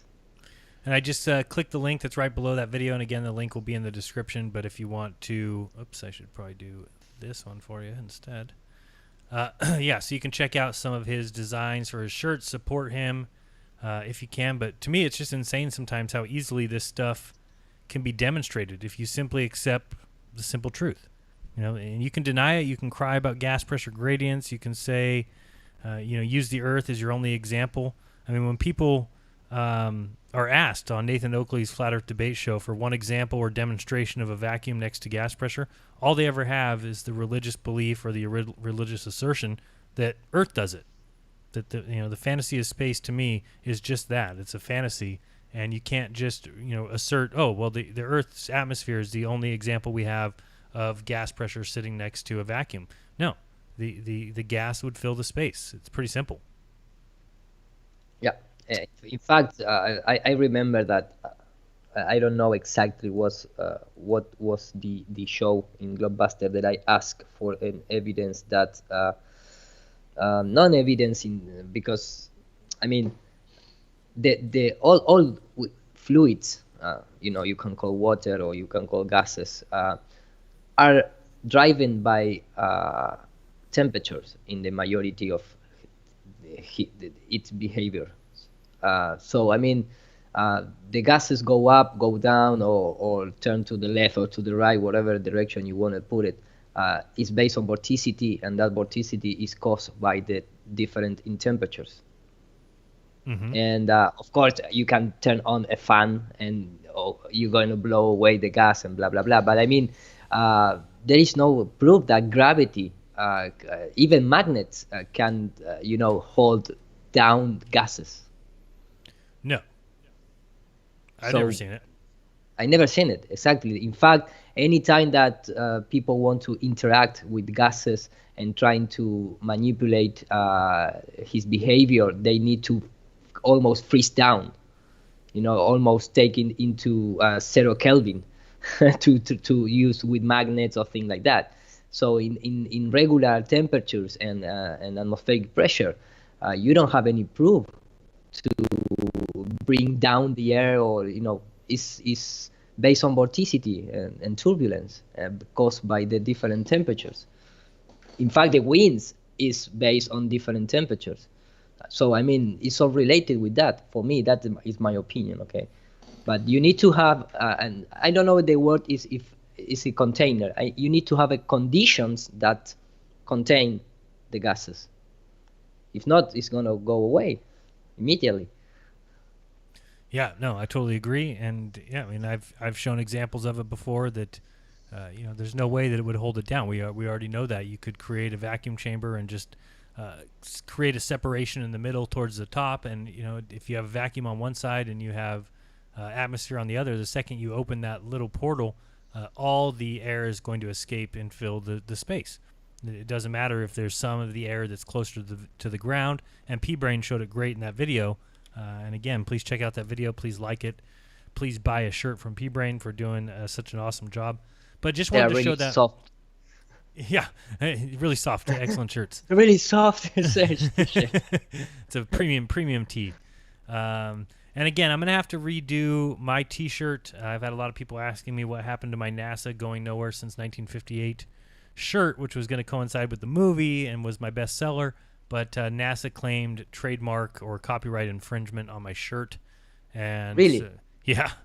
So wow. Pretty sad. So I'm just going to have to redo it. I guess it's, if you look at this trailer thumbnail or whatever, but that specific font there, the NASA, I guess they call it is a worm logo. It's their copyrighted logo.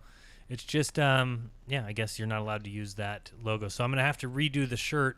It'll say the same thing, obviously the blue line, the red line, and the Going Nowhere Since 1958, but I'll probably just change the text on the word NASA to just be regular text, box text, or some sort of impact font, something like that.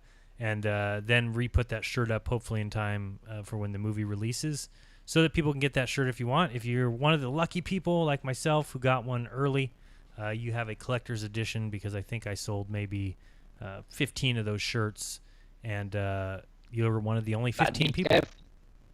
What? Be careful, because you never know. Maybe you are out there with the t-shirts, And put it NASA on, and NASA some attacks guy you? comes and yeah, man. NASA takes you out, or does like they did with the woman who had the piece of the so-called moon rock, right? They Yeah. met her at Denny's and made her pee her pants and attacked her and everything. I remember that story. Yeah. Yeah. Anyway, let me check here. Oops. Hold on one second. Did you see that the Hold on one 5th second of here. July, the scope? Here, Okay. give me 1 second, just because I've noticing a little background on you, some sound issues. I'm just gonna wait a second and see. Let me close. I think it's when I have this chat open that it happens. Oh, hold on. Now I just got that closed down and this closed down. Weird. Both my chat, right as I was saying that, the chats both closed on my screen, so that might be a reason. Let me check over here real quick. Sorry about that, folks. I don't know what's happening. Nope. You're right. Yeah. What's going on I'm here? just quiet. Weird. Try closing tabs to free up memory. Let me close a couple of these tabs that we've already talked about here. Let's see. We're going to grab that one. Copy. Sorry, folks. I'm having a little bit of a computer issue here. Everything is really slowing down, so I'm going to grab some of these links and close some tabs and see if that helps anything. What's going on here? All my tabs are self-closed and say there's not enough memory. Let me close this one, close that. Really weird. All my tabs closed, and they all say that they don't have enough memory. Let me close some of these. The Flat Earth Convention tabs are closed. All right, try talking now. I want to see if you cleared up at all. I'm saying that if you see that on 5th of July, the guys from Mythbuster, I don't know if they did it before, but they did again this curvature test about on the MiG-29 or that kind of military flight. But they repeat that kind of observation that the guys goes into the plane and the plane reached 20 kilometers and the guy saying, oh, look at the curvature of the earth. But for me, it's really dispersing behavior that they are, they don't know what they don't know what to do. Because I mean, all the time they repeat the same kind of bullshit. I didn't see it. Do you have that queued up? Yeah, exactly. I am not going to. Let me just bring the video without any kind of copyright and nothing like that.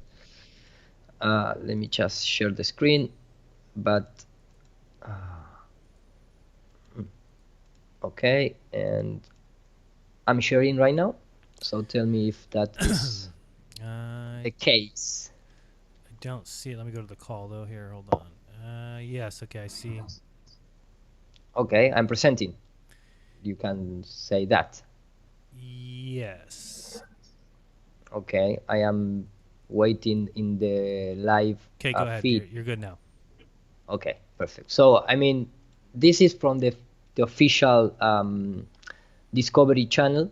I don't know if this, well, it's the Spanish and the English maybe, because it has 1.5 million followers, and it says Adam goes to the edge of the space, Mythbuster, the hunter of, well, the name in English and Spanish. And they made exactly the same kind of U2 or Thunderbird, I don't know which is the name exactly of this plane, but they did the same bullshit as always. I'm going to just, go in step Yeah, in don't, the step don't play mode, the video. no play it. But of course they started with this kind of shanky style of presenting people going to the plane, with this hero base. But here you can see the GoPro, which is in front. And in fact, I captured a few still frames. And here you can see this is the camera that is pointing to a Hero 3. Mm-hmm. It's just a standard Hero 3. And it's nice because this is one of the little parts that they present in the documentary in this episode, this kind of view, and there is, the horizon in the plane is completely flat, and they have the 696 feet, or I don't know which is this, maybe it's some kind of pressure, I don't know exactly, I don't know if it's the altitude or whatever, but I mean, you have that, someone is telling you, hey, put that part, there is a 666 in the screen. It's pornography, it's heliocentric pornography, but I mean, this is like, of course it's level.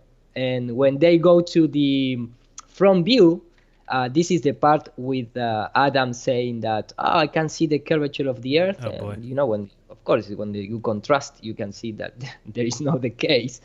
But I mean, they have this all the time doing this kind of repetitive behavior when they do this kind of experiments all the time, But this is new. That I just see on one of the guys that I follow in the Spanish community.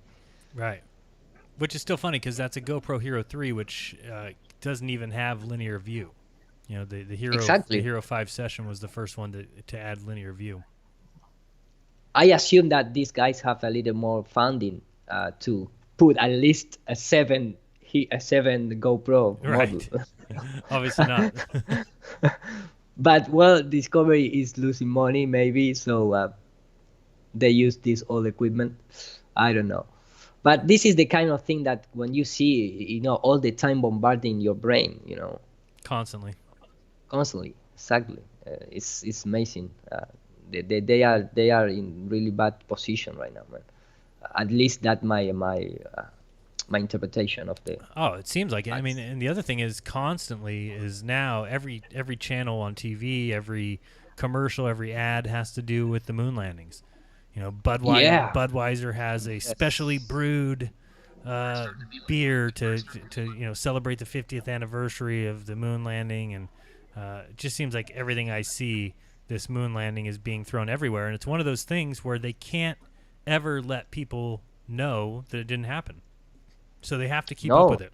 No. Because if you don't have the moon landing, you don't have any complete Earth picture taken by a human. Absolutely. Yeah. I tell people all the time that even if you believe in the moon landings, then you have to realize, at least at this point, that it's been 45 plus years since any human being has ever stood behind a camera and took a picture of the spherical Earth. And that just doesn't make sense. When you look at what technology does, technologically we grow. Things get cheaper, things get easier, things get faster, things get better, and the only thing that doesn't go along with that is space travel. And you need to ask yourself the question backwards. Why. Right, it's backwards. It's the only one that goes backwards. It's amazing. It's literally like somebody sailed across the Atlantic Ocean, and then from there they started seeing, okay, now let's see if we can go beyond the waves. It's like, what? You already sailed all the way across the Atlantic Ocean, and all they do now is they just surfboard on the waves and say, "No, we stay here now. We don't go past the waves anymore." You're like, "What? But there's still thousands and thousands of miles of ocean that you've already crossed." Yeah, but we don't do that anymore. It's crazy. Yeah.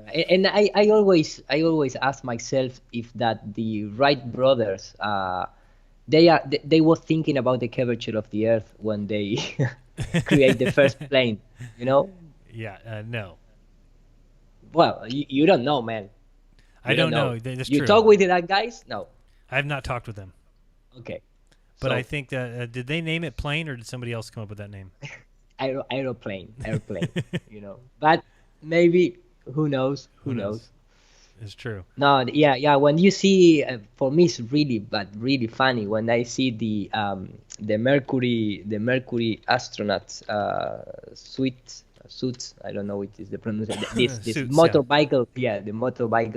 Oh, bad! Look at that. Yeah, look at that protection, man. I mean, they're amazing. This is motor helmet and just silver painted coat. Oh, regular man, so dress. bad. So bad.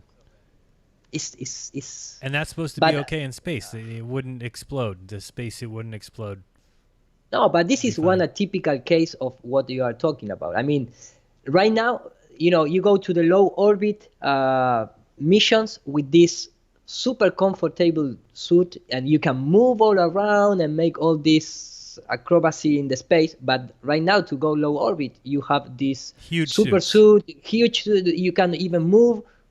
It takes 3 people to put it on. Exactly. Right. Exactly. And then I always ask the question of, who put everything together when they were on the moon? Who's putting on each other's suits? You just had 2 guys to put on each other's suits. It's classic. No, they go with that suit from Earth, man. Oh, right. you don't see it. You don't see it, but they did in that way. I mean, They think about it, sleep when with they that. They piss Oh, on boy. it. Yep, They pee make on it. shit inside. We know the that because bathroom. Buzz Aldrin has told us that he was the first person to piss and shit on the moon. Oh, and Thank you, Buzz. And no, and in fact, you know what? And this is the thing that I really like in terms of the symbolism and all the magic behind the space, because they are like gods, Of course. in the white suits coming down from the heaven. But the first meal, I don't know if it's gonna take a lot. The first meal in the moon, you know what it was? The first meal on the moon? Yes. No, I don't think I do. Well, I don't know if here is said, but I read it. I have the picture in Spanish from a scientist book, that it was what you eat when you go to the church. The communion wafer. Yes. Yes, I have heard Yes. that. Yes. Yes, I mean, what the fuck? I mean, you go to the moon and you put in your mouth a communion. Nah, that is too much. It man. makes I no mean, sense. It's too much. It makes no sense. Exactly. It's how the name Not to communion? mention they took the the Freemasonic flag. It was a whole Freemasonic thing. They named the moon the Yes, Freemasonic yes. base and Tranquility Yes. Base. All the stuff that's Freemasonic around it, and yet they took a Catholic communion wafer. Yes. It's just it's appealing to whatever group you want to appeal to on this day. Oh no, we named the moon after you. We did it for Catholics. Oh, let's read the Bible as we go around the moon. It's just all show and games. Exactly. And in the 1/6 gravity of the moon, the wine curls slowly. And, well, I don't know what is said here, but I mean, it's official, man. I mean, you put the sun in your mouth because the communion circle, the communion meal, Right. represent the sun. Right. So they go to the moon, and the first thing they do was, pray for the Jesuit order and say, okay, man, thanks for Newton and Copernicus. And Oh man. no, it's full of shit. It's full. And one thing, I was looking into my folders. I was looking. Give me just 1 second, because you're talking about, or we are talking about the first picture. The famous pictures. And of course, when I was in television, one of the first things that one of the first question was, but what about? And this is the most nice thing that I like with when you talk with journalists, and even not just journalists, also with astrophysicists or people in the media, when they say, but we have satellite image. So I start asking, well, first of all, you don't have nothing, man, because you don't build a satellite. Right. Tell me what kind of software the satellite used to process imaging telemetry. Computer And software. Exactly, but the guy, they don't know what to answer. No. Because they don't know what kind of software they use to process the telemetry. And I start saying, okay, but you say that we have image from satellite. Okay, give me the names of the satellite, because all the satellites, they are not observatory satellites. The most of satellites are just telecommunication satellites. Right. Or radar or whatever. So tell me the name of satellite that produce and deliver an image, a full image from the from a sphere, or from the Earth. And they don't know what to say, of course. So I start naming. Okay, you have the Electraka from Russian, you have the Himawari, the Discovery, Epic Discovery, and the GOES. So there are only 4 official, but there are all use computer-generated images. Absolutely. They don't produce one full picture, with a regular photograph. So immediately you debunk his argument in just in a second. Yeah. In a second. And when I see the first images, I always show these kind of things that Right. to the right, you have the models from the NASA missions in the 60 decade from Mercury. And this is engineering from NASA, an astronaut from NASA. Right. That they have a perfect sphere with all the land masses drawing on it, without the clouds yet. And here you have the famous globe Earth in movies 10 years before. Right. In the 50 decade. And then you have, you can just easy to put a black background and right, film it and make it spinning. And here you have this is like the same kind of position that they took this one. If you see it here, it's the same. Right. Here you have Australia, So it's the fucking same perspective. They don't even change that in the documentary. And here in the background, you can see the miniatures, the render bus miniatures, and things like that. And the guys are looking at, planning that, okay, who's gonna paint in the clouds? I have a really good artist. A friend of mine is a really good artist and is really cheap. And but I mean, here you have how to do it. You don't need computer-generated images. You just need artists, as always. The best render is the hand of the professional painter. Right. That is the best render that you're gonna have. And that's why they have all when those, you go, I was gonna say all those moon images where they've got the guy sitting there painting the moon. Exactly. Yeah. And painting Jupiter also. Right. I have Mars, here everything in English translation. But the most nice thing for me is when you go a little bit forward in time and you find this and let me just put the video because it's more expressive than just a picture. I believe I have in this folder. Give me 1 second, please. Here I have here the English version. Yeah. So well, this is Matt Boylan painting. Right. And it's it's really interesting how the minds work, because if you don't see a perfect sphere, your brain is not going to accept it. When you see this tiny part of the sphere which is not complete, like this one, it's like something's bad. I mean, I can accept that as a real picture because the sphere is not complete. It's something that annoying, in that. So they create this perfect full image. But the nice thing is that you can talk about the 50 decade or the 60 and the painting artists and blah blah blah, but the official US patent for this device, and I showed this many times, is presented in 1905, and the model is called let me just skip forward a little bit, and I think I have it in this here. I have it with videos, with video, because this blueprint that is in front that I put it came from the official US patent, which is let me I have here in a regular picture. Is this one?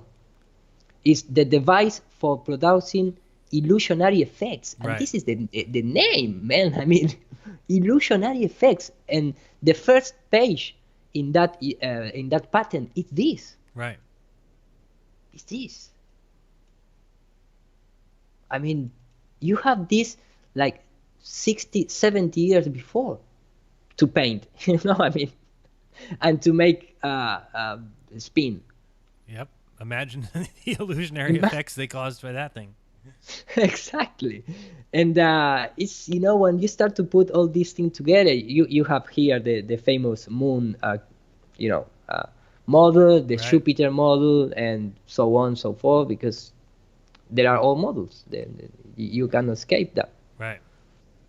And you put them in a black background and you zoom in on them, and people can imagine whatever they want. Imagine Totally, them being real. totally. And you know, when you see this movement of this spacecraft, where when you can detect really, but really easily, that this beside this metal BS. Right. I mean, go past that. the It's already a problem when you go there, but we can even go beyond that and just see that it's all mechanical movements. Exactly. I mean, this is the simulation training, and you Right. can see this really steppy movement. You know, Right. when they reach certain angles, It's a herky-jerky, like it's being hung by wires. Yeah, exactly. Exactly. So you can recreate the same movement here in space than in the simulation via wires and motors. So why in the space this spacecraft is turning and suddenly stop, but they have like a secondary motion, Right. and Yes. you know, you don't have even the gases, you know, these tiny motors to do it, the famous to Right. correct the position. It just spin. You know, I don't know who is pushing that. There's gonna be some Jesuit behind the course. spacecraft flying. Somebody's got the button. Some got this, exactly, man. Some got this. Well, talking about buttons and that, I believe NASA really loves buttons, you know, in Look space at that, and the look at that ISS thing, and things man. like that. Oh man, it's just, the construction paper, the paper bags, are telling, if not anything else. You know, it's just ridiculous that all the things that are supposed to have gone on the moon, while they're there, somehow this is air conditioned. All the equipment that they're using is somehow staying cool enough, even though it's 250 degrees Fahrenheit on the moon. People can leave photographs of their family in little plastic baggies on the surface of the moon, and it just sits there. I mean, that's easy, right? No, it's It's impossible. no, it's impossible. And in fact, when these guys that recreate the front projection technique from Right. Stanley Cook and blah blah blah, I mean, you have all the pieces on the table to, These are the you guys know, from Russia that redid it, right? yeah, Yeah. exactly. And you need to be a little mature and analyze these things for, you know, outside point of view of any kind of beliefs, and you immediately is gonna see how they fake it. Right. And that is why they never come back, because they never go there. It's impossible to go there. Right. Yeah, they threw their hat over a wall that's impossible to climb. They try it. Yeah. I believe they try it, but they became aware that no, man, this is impossible. We cannot go beyond 30, 40, 60 kilometers. Keep that screen up right there, because I mean, people need to understand how this is exactly what you see from the so-called ISS. You know, that Exactly. one. You see the Exactly. screen, you see the Earth spinning. It's all done through the magic of of movie making. You have a small model in front of it, and people in the world will believe it. They'll send you videos from the ISS and say, this proves that we're in space, when you can see how easy it is for them to do it. That is why you have always this. Even you have here on the moon, they create the same thing.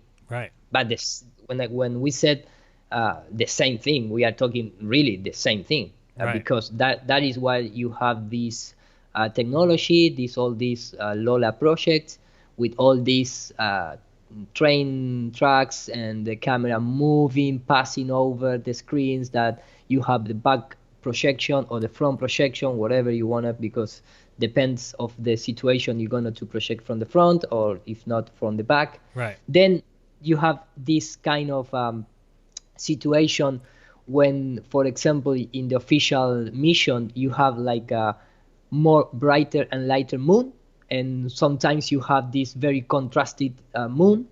That is why sometimes they just film this projection moon with the light from inside. So you have this really washy look in the moon landings. Right. But sometimes you have this first plane like this one, where you have really contrast shadow and really solid moon. Detailed, surface features they might want you to believe. Exactly. So when you start to put all together, you are, they started proving in the 1967, I believe was this Telstar or Echo satellite. I cannot remember. It was this kind of attempt, this kind of painting here. And when you start to looking into the detail of the official Apollo 17, you can clearly see it's the same picture. It's just a painting. It's a photorealistic painting. Right. And at that time, you can. I always show this, but yeah, show that. Now you have all the photometry picture from planes to create a mosaic image and then mapping onto a sphere and done. Easy, and looks very believable if you want to believe that that's where you live. It's very easy just to accept that and say that's real. Yeah, in fact, the own Google guys. Can you hear the sound of the video? Yes. Well, let me just put this tiny. It's just about 2 minutes. How do we build Google Earth? The way it starts is we look at places that we want to collect. Let me just bring up the volume a little bit. Okay. And then so how do we build Google Earth? The way it starts is we look at places that we want to collect an imagery, and then we collect it through a variety of different ways. One is satellites, and satellites give you the global views, and that's all 2D imagery that's wrapped around the globe. When you get closer to the ground, we have 3D data that we collect from planes. Yes, you heard right, planes. I'd always assumed that every overhead photo of the Earth I'd ever seen was taken by satellite. But I learned creating 3D imagery requires special conditions. So Google flies planes, or as I now like to think of them, street view cars with wings. Kevin told us that... I hope people can hear that. It's a little quiet, but I hope they can hear that. It's great to hear her say that. Sorry, man. No, no problem. It's just for people who if you want, I can raise up a little bit the volume, maybe. Let me ask if people could hear that. Could you guys hear that okay or not? Because you tell me nothing. I believe that the sound was good. It was okay for me. I could hear it. I could clearly hear it, but I don't know if people heard it. And I had to turn off my chat a while ago, so now I have to turn it back on. No, but let me just open this here very quickly, because I realized that it's really low even for the Spanish people. And let me just go like something like that. Sorry, guys. A variety of different ways. Let me just One is satellites, and satellites give you the global view. That's better. And now that's better, right? Yeah. Okay. Go ahead and start it again, just from where a little bit before, where you can hear her talking about that she thought it was satellites and that it's planes. Okay. Nope. Now we lost you. No, because okay, got you.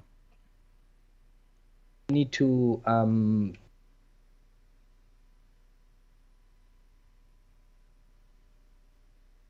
We lost you again. You were fine how you had it before, but now I don't hear you at all.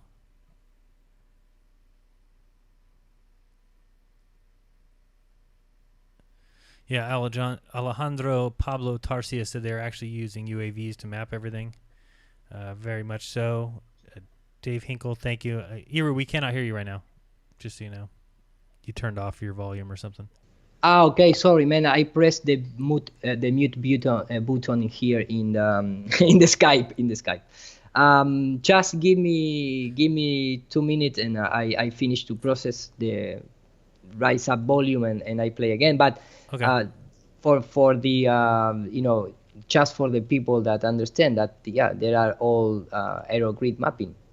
They don't use any kind of they name satellites at the beginning because they are obligated to that, but they don't use nothing like that. It's all based on just aerogrid and aero mapping from planes. Right. Yeah. No. And I think a lot of people don't realize that, and I'm seeing a lot of people that are shocked. Reality, not fiction, in the chat says I have new NASA footage from last week of the harness, live from last week. So check out his channel.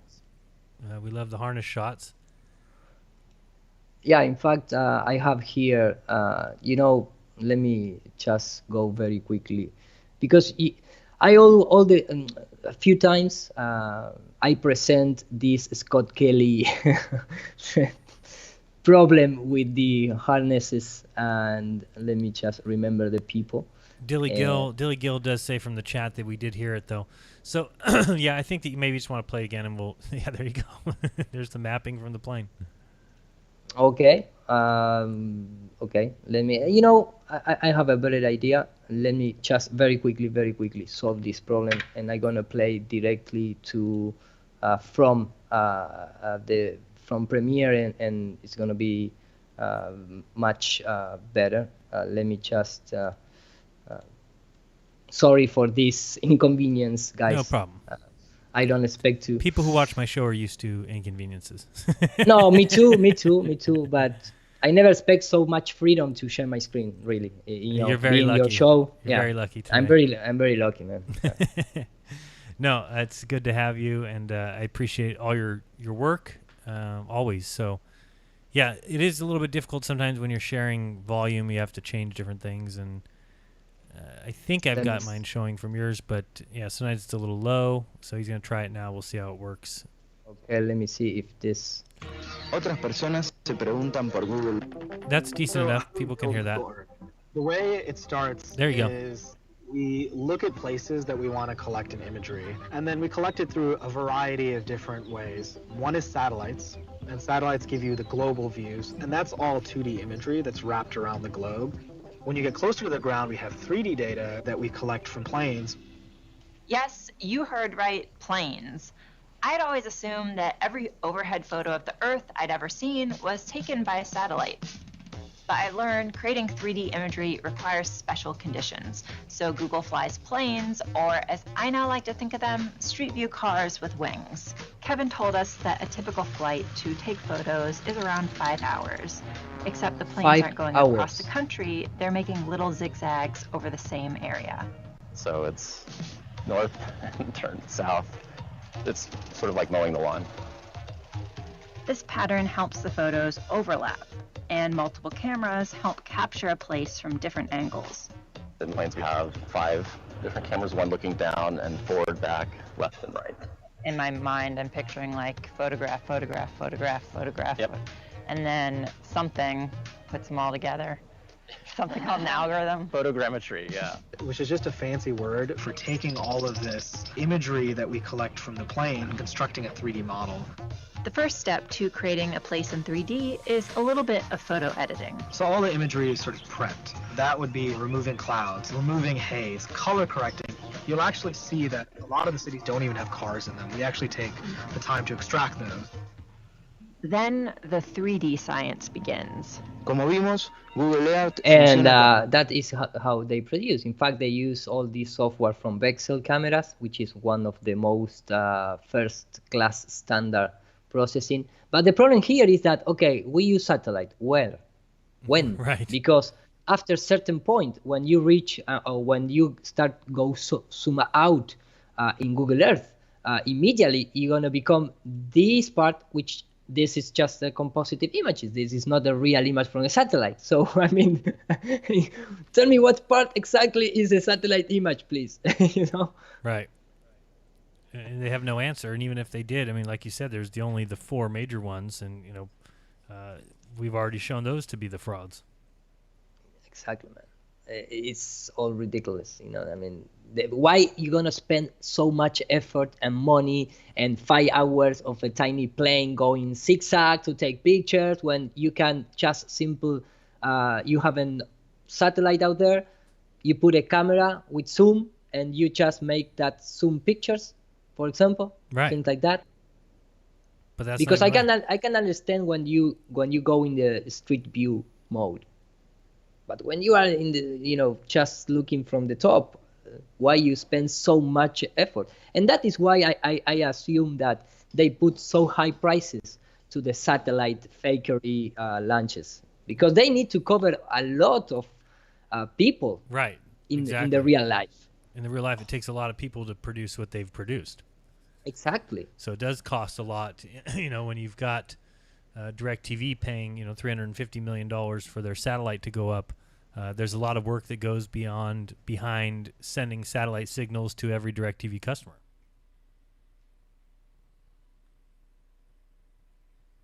Hello? I lost Eero. 1 second. I think I lost Eero. I'm not sure what happened. Eero, are you there? Eero? Don't know what happened. We lost Eero. Hello, Eero. Are you there? His Skype is still open. Carlos, again, Pagan. Please explain why signal Doppler shift matches their orbital speeds. You guys need to do more research. Go out and do observations. YouTubing. All right, Carlos. Thanks. Carlos says that the signal's Doppler shift matches their orbital speeds.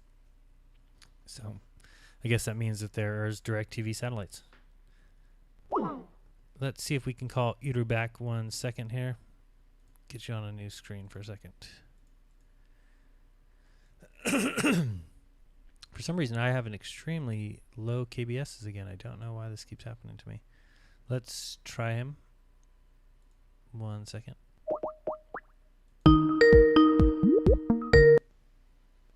Okay, man. Eero, are you back? Yeah, I pressed the wrong button. Oh, it was you. Sorry. It wasn't me. I thought it was my bad. No. It's not just NASA that pressed the wrong button, man. Sometimes. So you didn't read the super chat, or I read the super chat right now from Carlos Pagan. Don't know if you know who he is. He's a, I don't know, former or current DirecTV satellite technician who believes that the DirecTV satellites proves that the Earth's a sphere. But he asked, please explain why satellite signals Doppler shift matches their orbital speeds. You guys need to do more research. Go out and do observations YouTubing.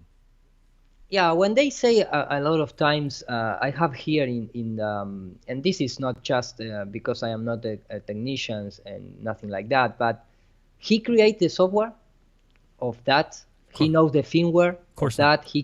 I mean, you are looking into a television monitor or computer monitor, and you assume that all that numbers are real and without any point of doubt. But in the satellite world, you have simulations equipment to retardation of the signal, or I can express myself good in English, but I mean, you have all kind of equipment that allows you to prove signal from satellite without being the satellite out there. It's just a simulation to training your team. Right. And the guys that are receiving that, they believe that is a real case scenario, right, but it's all simulated. And you can put there whatever you want. You can put in whatever numbers you want. And numbers then you want. Get on the roof and you point the satellite, and it tells you need to go 2 degrees to the right, 3 degrees up, and then boom, you're locked onto the satellite. Well, of course, you're going to believe that that means you're locked onto a physical satellite that is traveling around the Earth. Exactly. So for me, when the people start saying that, I'm sharing my screen right now. Yes. Sorry. I didn't know if you wanted to on or not. No, I just want to say that when the people start saying that, okay, if you that this proved that or that proved the other thing, I mean, you need to first of all curb the water.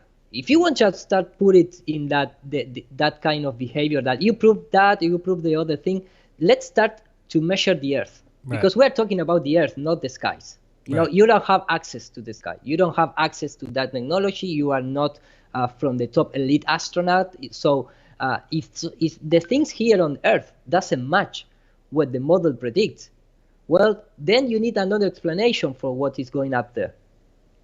Yeah, and it's just you're getting a readout on a screen, and it's the same thing as when Eero just showed the Apollo capsule, the LEM floating around, obviously doing its pirouettes and its circles and its orbits around in circles, obviously hung by cables in some sort of a warehouse. Now, the people who were at the satellite receiving stations were receiving what they thought were satellite signals from that craft. So you can't just jump and say, oh, well, that must mean the craft was there because they were receiving signals, because you have no idea what is inputting those signals to the computer consoles that those guys are sitting at. So, for example, go ahead. here you have a satellite simulation for application testing, which is just a guide teaching you how to simulate all the conditions that you will have if you are operating with satellite, but this is just a simulation test. You have all these, and I just showing, very satellite link emulator, retardation satellites. You have a lot of products out there that is going to create this simulation environment in terms of receiving and transmitting data from satellites. So I mean, you still are looking at to the monitor, and you don't have access to the satellite itself. Not even, and less. I mean, you are just a technician from DirecTV. You are just a worker, a standard worker. You don't have even in the highest level of DirecTV community. You are just a worker.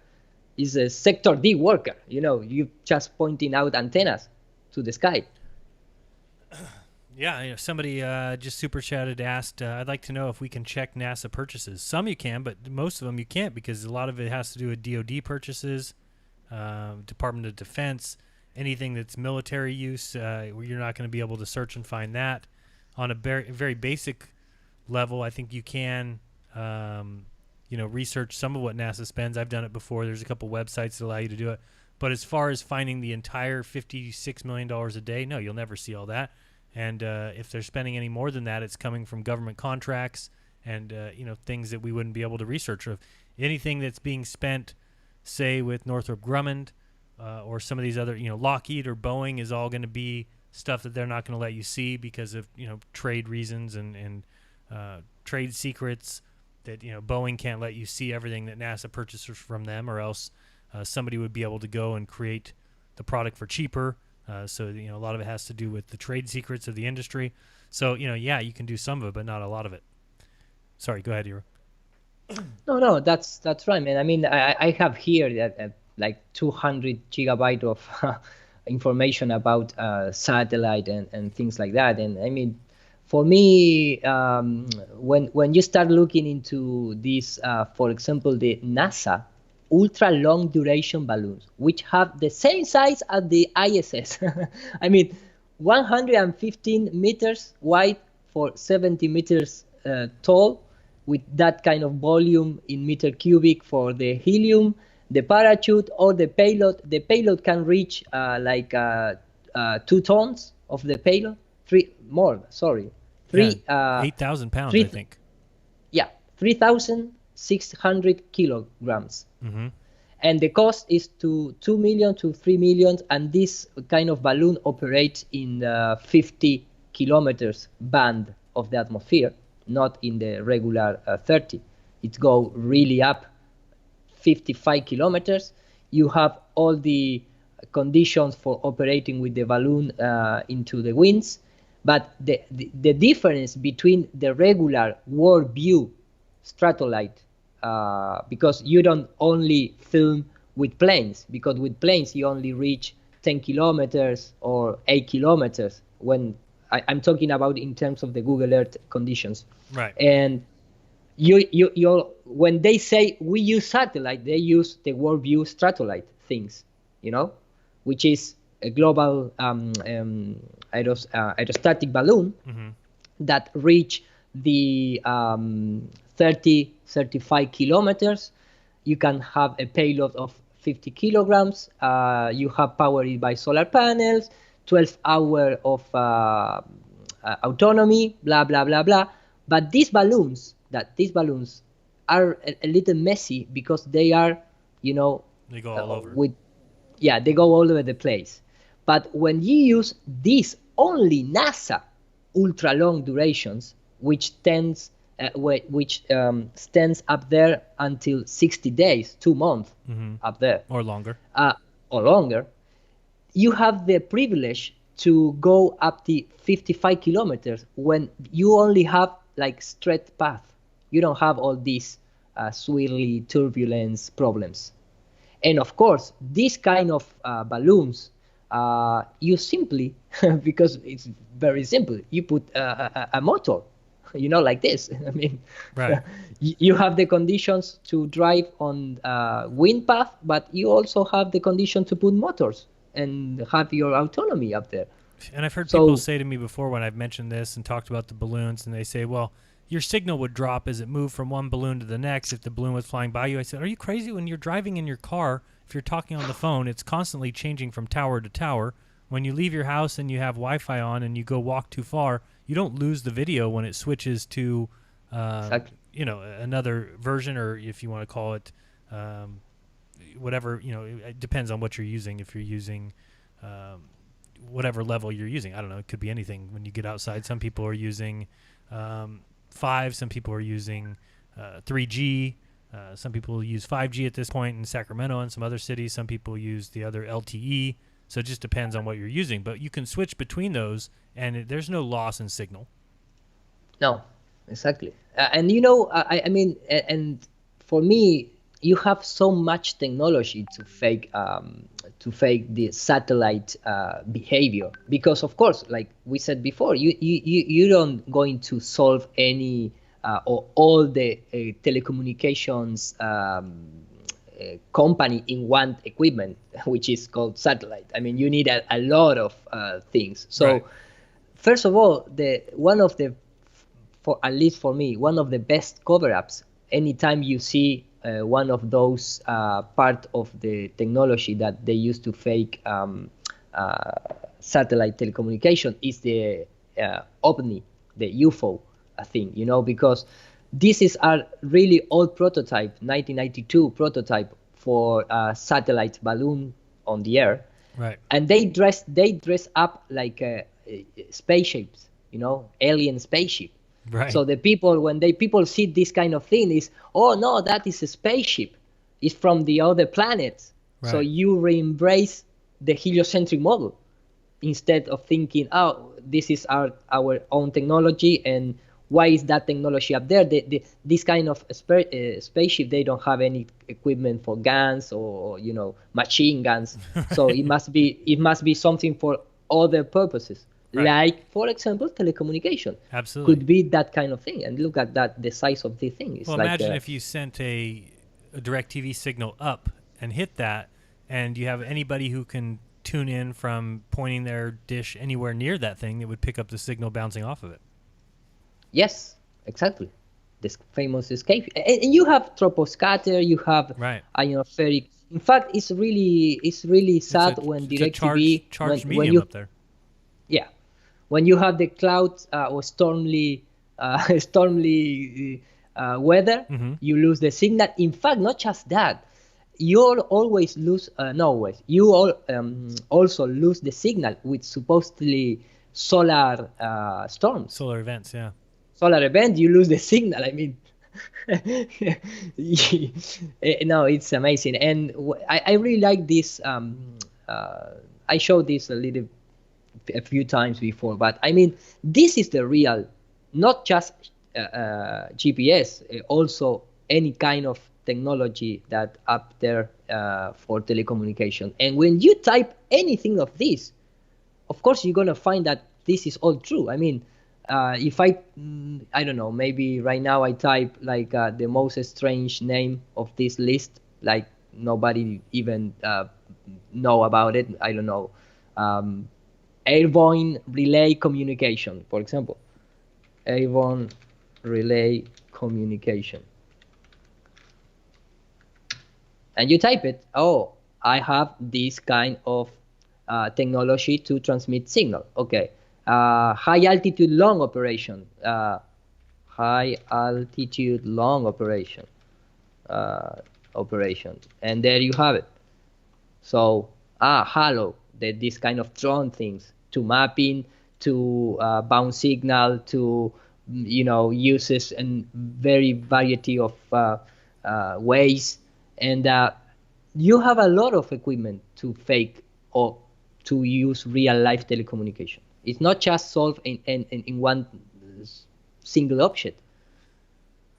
Right. Now, Carlos Pagan said cell phones are omnidirectional, TV satellites are directional. But, I still think that you got that parabolic dish. It doesn't mean that it needs to be exactly on. I mean, I know that you need to set it up and you need to put it in exactly the correct location to pick up that satellite. But is that what you mean by the fact that balloons would be moving? I think is I don't know if that's what Carlos is saying. Anyway, go ahead. No. I believe this kind of discussion we can discuss, all the day long, all day long, Right. And at the end of the day, you are leading with electromagnetic waves, and you can direct, omnidirect, redirect, bounce, absorb, expand. I mean, just for put a resume. I mean, you need to show me the satellite up there. You need to show me how a signal, electromagnetic signal, get past all the atmospheric layer, touch the satellite, and then come back and, pass over 100 kilometers thick atmosphere. And Yeah, what did they actually say? Are they 22,000 miles? Because don't they have to be geocentric, I believe? Yeah, I don't know the telecommunication satellites, if they are all geostationary at 36 kilometers up there, 22,000 miles, Right. or maybe lower orbit, because you have the cell phones or some telecommunication satellite, they talk about they are in the middle orbit. Well, I'm assuming if they are talking about DirecTV and like Carlos Directly said, they're geostationary. They're geostationary, right? Yes, exactly. 36,000 kilometers up in the atmosphere, and you are able to point a little tiny equipment up there, man. It's crazy. It's amazing. Amazing stuff. It's amazing. 22,000 miles away, and same thing. If you're talking about GPS satellites, they would believe they're the same distance, rather than just pick up a very slight signal from a cell tower near you. Yeah. And it's curious because much more telecommunication technology appears, and more antennas appear in the world, and less satellite we use. Right.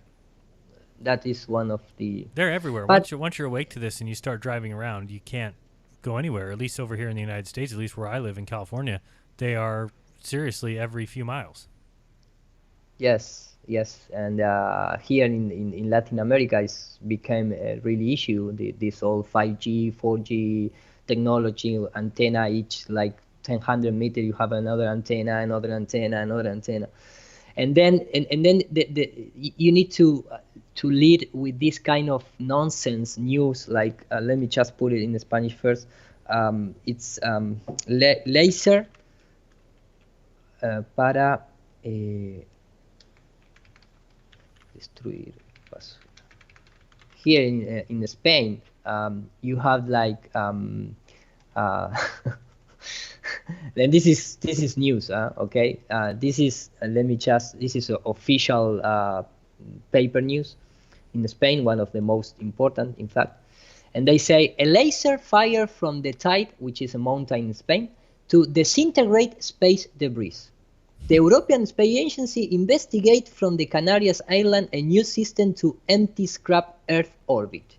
This is the laser. It's a little curve. I saw this in English news too, yeah. Yeah, and where is reached this laser?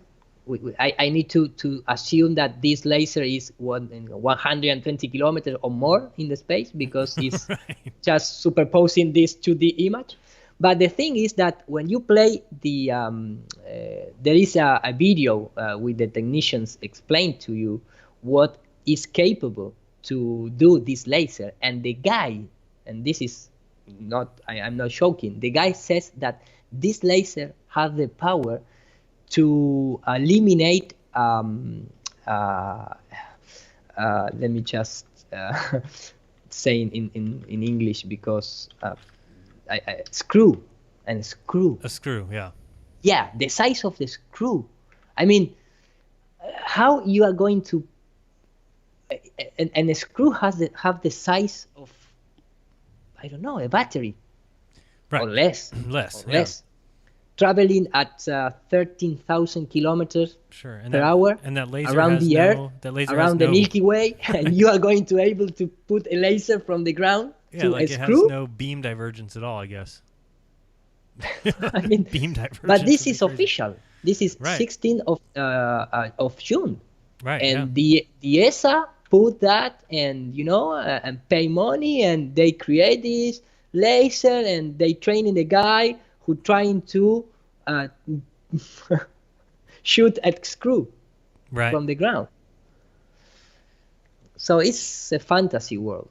That is the way I do it. I see. And the satellite thing is, you are not capable to prove there is nothing up there at 36,000 kilometers away. You just have to believe it. It's just a believe it. Yeah. So I mean, I agree with you when you just say, show me, show me.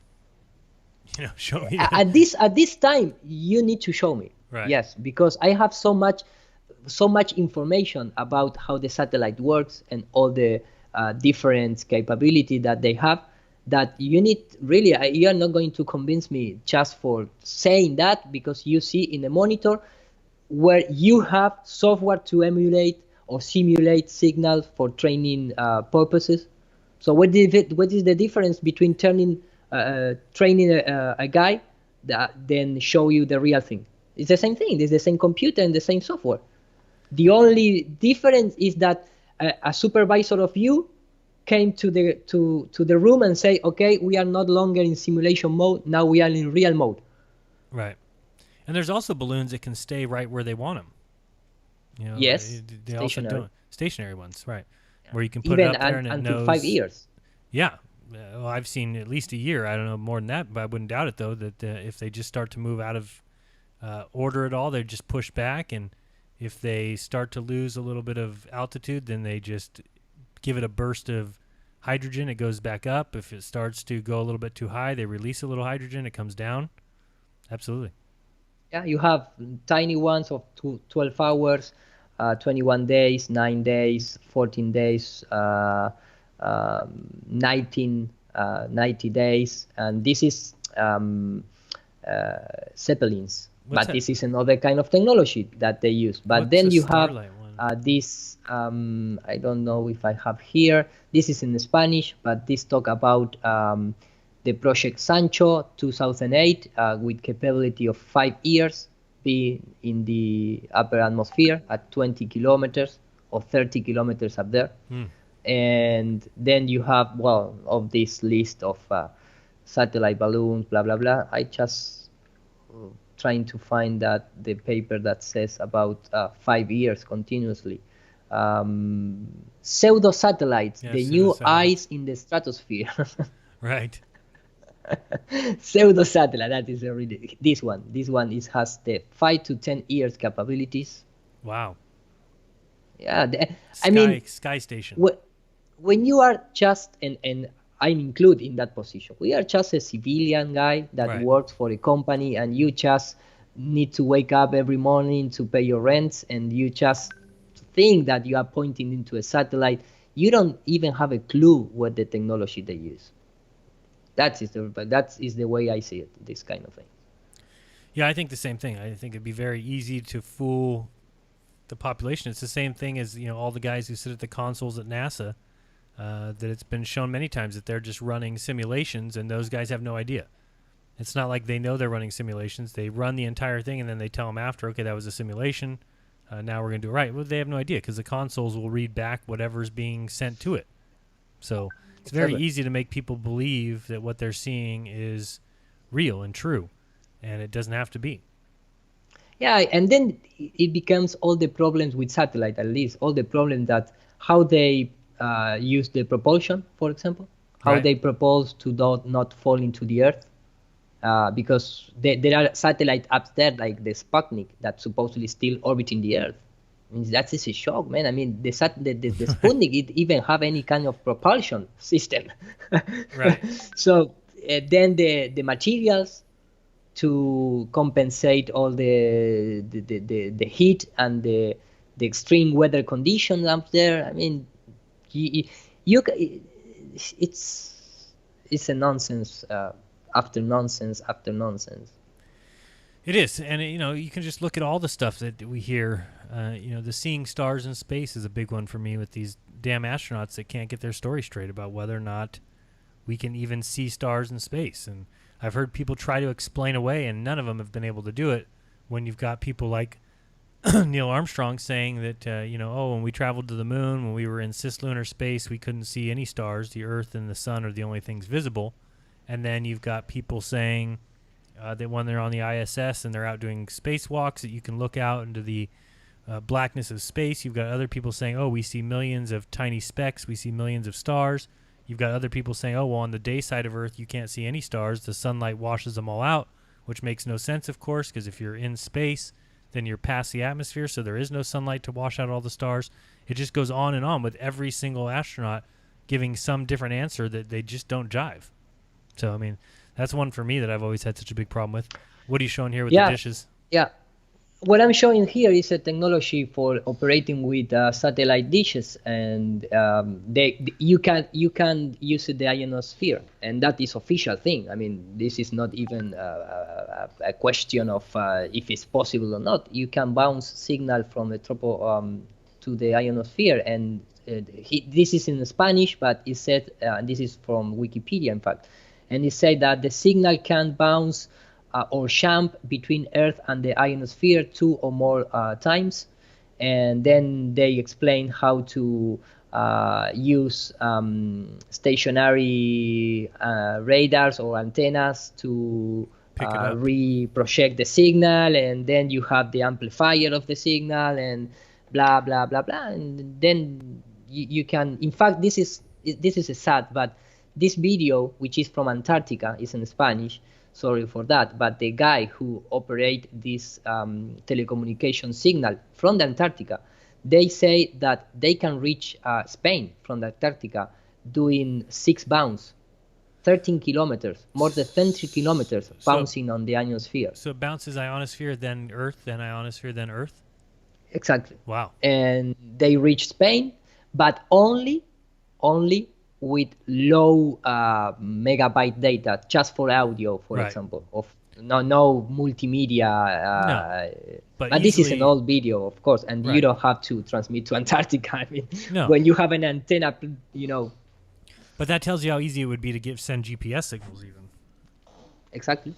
GPS signal is the most effective way of transmit signal, because you don't have audio, you don't have images, right? It's just easy. You just have numbers. Exactly. Small data bits. Really small database. Of course, they draw in and they put the spherical Earth, right? Of course. And this is the ionosphere, and I mean, this is the dome. This is the barrier for having atmospheric pressure, and also for bounce signals. And there you have from Antarctic to Europe. Right, and this is gets into the same problem that we always have with people, is that once you see this, then people will just use this to explain why we can do longer distance communication. So no matter what kind of evidence comes out for flat Earth, they can just bend it however they want to the sphere. Oh, exactly. Well, we bounce it 6 times, that's why. Oh, you're seeing it because the mirror reflections, the mirror observations are bouncing up into the layer right above the water. So whatever it is, they'll never be convinced, because they've already got this whole world that they built for themselves around the globe model. Exactly. No, that it's a hard thing, but the people is really waking up. I mean, like never before you expected that to happen. At least that is my opinion. I mean, when I see these kind of football players became public, and give all their names and careers and prestige to support a guy like Landucci. Who is Landucci? I mean, who is that guy? Who is that guy? Well, you must have at least you must have convinced with the information that was present to you. If not, you're gonna go public like that. Right, you're just not gonna do it. No way. And it's like a lot of us. No way. A lot of us needed to be convinced. And there's some people out there that aren't convinced. I mean, Owen Benjamin, somebody who keeps saying, like, I'm not a flat earther, but I know I don't live on a spinning ball. And a lot of us are in that same boat where do we know the exact shape of the Earth? Do we know how it's laid out? Do we know how it all works? Do we know the answers to every question? No. But No. have we seen enough to tell us that we've been lied to and that we don't live on a spinning ball in space and that there is no vacuum of space above us, that the stars are not billions of miles or trillions of miles away? Have we seen enough for that? Yes. And so many of us just took the logical jump into, well, it seems like the Earth is what it appears to be, what it measures to be, what it observationally shows us. You know, could we be wrong? Absolutely. But could we be wrong and the Earth be a floating ball in space with an atmosphere attached? No, I seriously doubt that. Totally agree, man. And I don't want to I don't want to lose my my line of thought with these guys because, like you said before, and you tested for yourself. You know, you take a telescope or a photograph camera and you pointing up into the sky and you see something passing over with the name of ISS. But right. You also have the same technology applied to the human star. I don't know if you know that. Right. It's the same technology. I mean, I don't know what they are doing, but they have these things to, you know, fool people. But it's not compatible. That's when what I you understand, see, is that you have to understand that you can be fooled. It's very easy. And so, of course, if you just believe everything that you're told, then you'll just believe exactly what the mainstream wants you to believe. Now, again, if these guys were all telling the truth and everything they said was honest and we got honesty from all these different departments and factions, then it would be very easy to just say, okay, well, I assumed it all to be a truth. But when you start to dig in and you realize that it's all lies, then the one place that you can't go, the one things you can't touch, the one things you can't verify, if you think that's what they're telling you the truth about, then I think you've kind of gone crazy. If you think, oh, they're lying to me about everything else, they lie about what they put in my water, what they put in my food, what's on the TV, what's on the news, that's all lies. But when it comes to what's above me, what's spinning above me and how far it is and the distances and what the sun, that's what they're telling me the truth about, and I can't go there to verify it, then you're out of your mind. They're lying to you about things you can verify. You can go check. They're lying to you about that. So to me, it just becomes very simple to chalk it up to, no, I'm going to make them prove this all to me, and they do a terrible job doing so.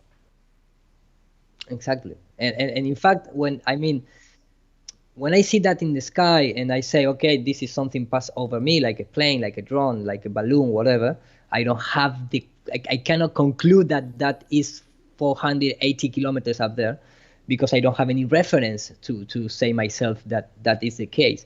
But then when I see this kind of behavior here, and this is the official video, that is why I play from the beginning, and when you reach the last part, where this become all this mess when they trying to make a somersault, and let me just go there. Mm-hmm. I have a little download the sound because my Skype, I believe, is just, yeah.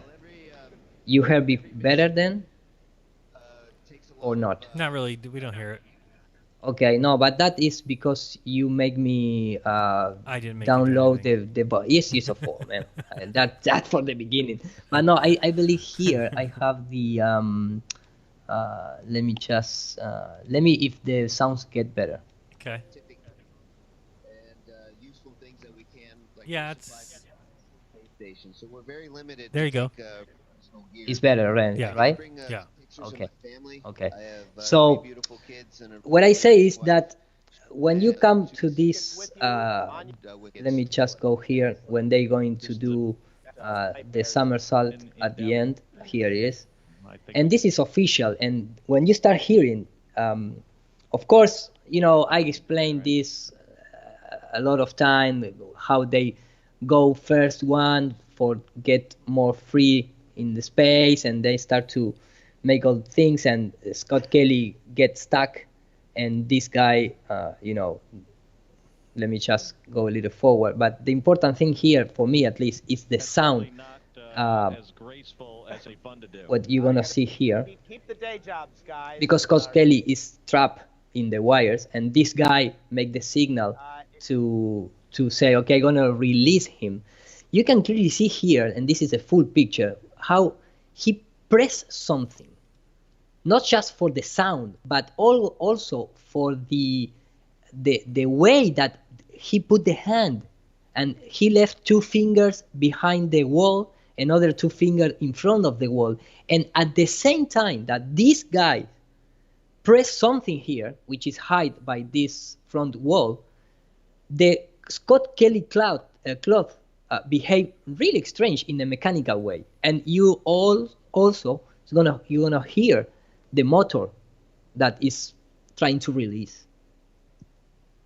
Yeah, Miles, and I'll send you one of these bracelets.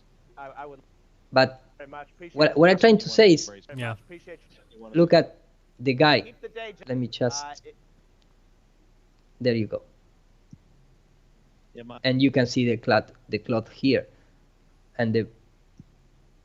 Yeah, Miles, And I showed this because, and I have it. I want to show the original file for the people out there to don't have any kind of doubt about this is an official video. It's not a video that I made or something like that. But when you go to the and Scott Kelly is still still upside down. He cannot take the regular position, and you don't have any explanation for that. I mean, but here I think the sound is a little better. There you have it. Mm-hmm.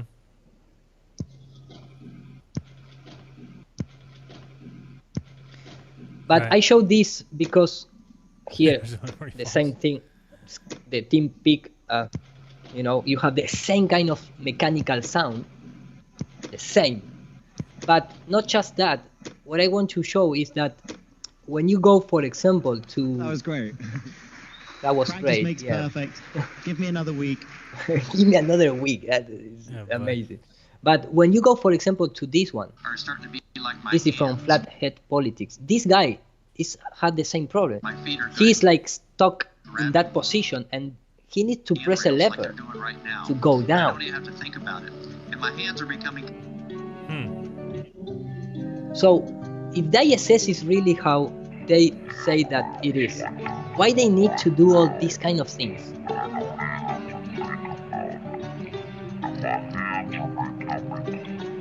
Interesting. So here you can clearly see how he pressed the lever and immediately start going down really gently, Look. And okay, go down. And then the famous Chris Hadfield problem. When you see this interview complete, it's around 18 minutes. You see all the time that anytime this guy or Chris wants to do some kind of freedom movement, he needs to touch something here, like a lever. He start all the time spin that lever, and you're gonna see immediately now. They go here and they give a little more of, maybe more wire. We have our own way Okay, here. Watch my buddies hanging. Okay, and in fact he's stuck there. Like, okay, I go back. That is the first one. But then you have, for example, the part with when this guy hits something in the ground, and this thing jumps and open. So Chris trying to go down and close it. But before doing that, he needs to give himself some kind of extension in the wire. So he goes with the left hand to that wall, start to moving something, and then take a little of and tuck. Maybe he failed to give that extension in wire, and you can clearly see that. And I mean, if you're an educated people, you're gonna detect that, right, with a regular education. And if you don't have any education, you're going to detect too. And probably it's amazing. Not if you're a sixth grader though, or fourth grader. Exactly. And then you can go from here. You can go any way you want, and you can start analyze how the guys in the movie industry make this kind of behavior of no gravity or levitation, and all matched together with the ISS in terms of position, the way their heads are. Exactly. You can go from there wherever you want. In fact, you can go even with the David Copperfield technology that was presented in the 90s with this. This is a live show with the people at 2 meters, right, looking at David Copperfield flying and cannot detect where the wires are. And even, so can you even imagine puts, a post-production? Right, he even puts video. hula hoops around him. Exactly. Right. So for me, this is the part that is incompatible with the thing that we see up in the sky. They don't have to do all these things if that is really a spaceship going around the Earth in free fall forever. Right. No, I agree with you.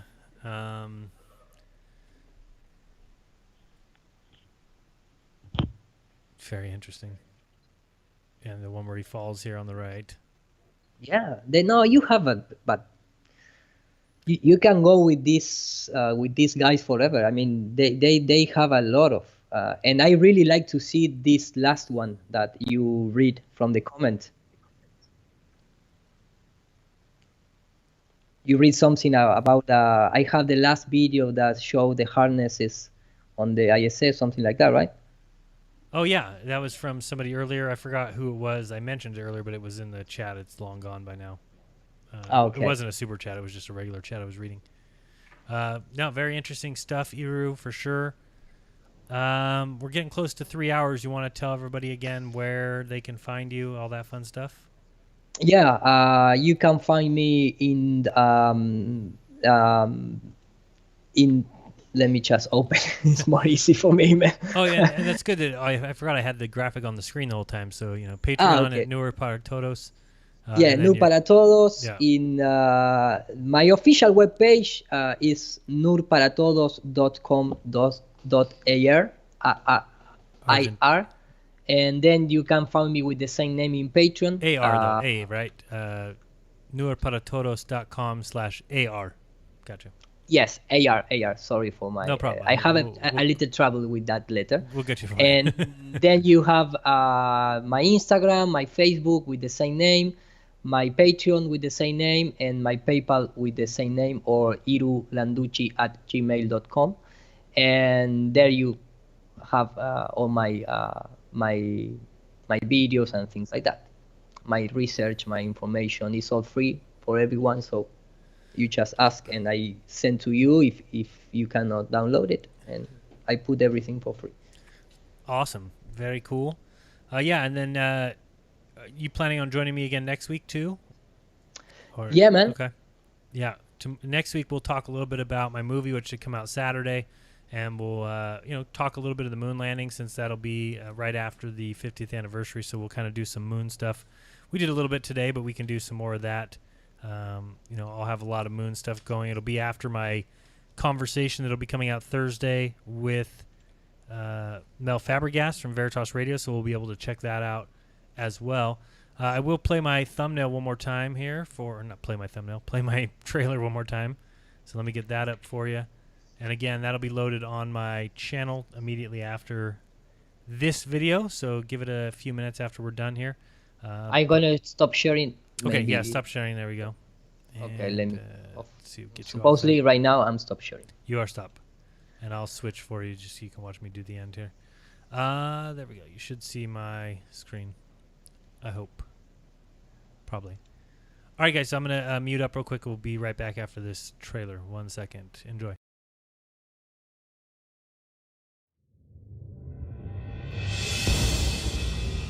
Frank O'Connor, the Irish writer, tells in one of his books how, as a boy, he and his friends would make their way across the countryside. And when they came to an orchard wall that seemed too high, too doubtful to try, and too difficult to permit their voyage to continue, they took off their hats and tossed them over the wall. And then they had no choice but to follow them.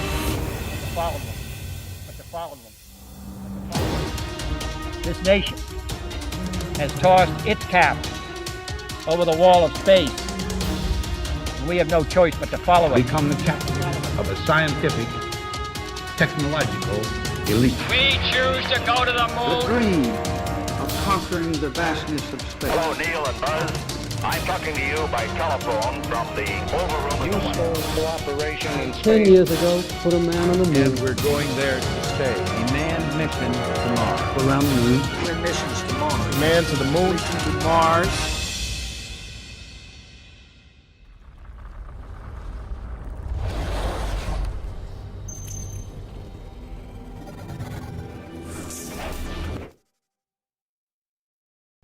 All right, so there it was. Hope you enjoyed that.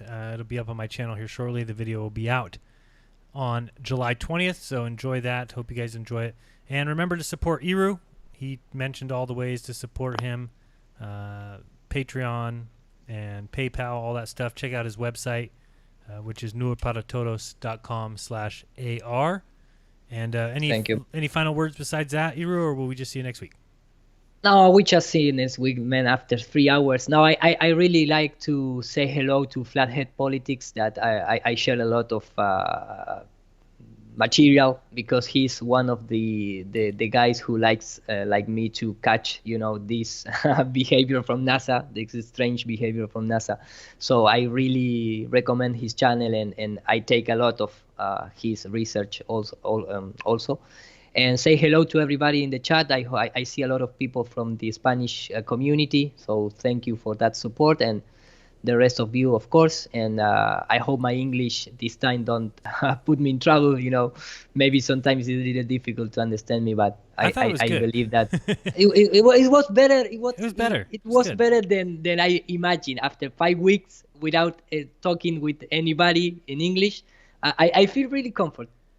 Yeah, So, not bad. thank you. You're Not bad, doing well. not bad. Not bad for 5 Exactly. weeks. No, we got a last Exactly. super chat from Liberty Repost $1. Thank you very much for that, and appreciate everyone in the chat. Appreciate the super chat so much. As always, tune in tomorrow as I do my Raw show. That's coming up on the screen there, and there you go. That's with David Weiss and myself. Jeranism Monday Night Raw. That is on TFRlive.com. I also simulcast the first hour. Usually, sometimes, you never know. Be careful. Depends if we have a subject that is going to be a little bit more censored, then of course we can't do it on YouTube. So we'll just do it on TFR. TFR is great. It is a free speech platform where I'm allowed to say anything I want to say, which is awesome. So TFRlive.com. That is tomorrow night's Mondays, 6 to 8 p.m. Pacific. So join David and I over there if you're interested in doing that. And like I said, support Iru. Support this channel. I would greatly appreciate it. Support my movie. And if you want to see more movies like it, then I need your support. Support what you like, or it goes away. You can use paypal.me/Jeren. You can use patreon.com/Jeranism. Or if you have Venmo and want to send a small tip through Venmo, you can search for me on there for @Jeranism. But currently, those are the support methods. Appreciate everybody watching, and I remind you to do your own research, because when you do, you'll never again believe. Oh, we just had Flathead Politics send a thank you, Iru, thank you, Jeren. Super chat. So thank you, Flathead Politics, and yeah, Iru loves to show your stuff. Oh, by the way, shout out to P-Brain as well. P-Brain, I played his entire 12-minute video or something today. So shout out to P-Brain. Shout out to all the channels out there searching for truth and doing the best they can in a sea of instability when it comes to to YouTube and delisting, demonetizing, no longer recommending. It's a tough environment, so stay strong. Keep speaking the truth, and I think the best will come out for you. So, yeah, as always, remind you guys to do your own research, because when you do, you'll never again believe what you've been taught. Till next time, this has been Jeranism and Iru Landucci. We'll see you guys soon. Till then, peace. Peace.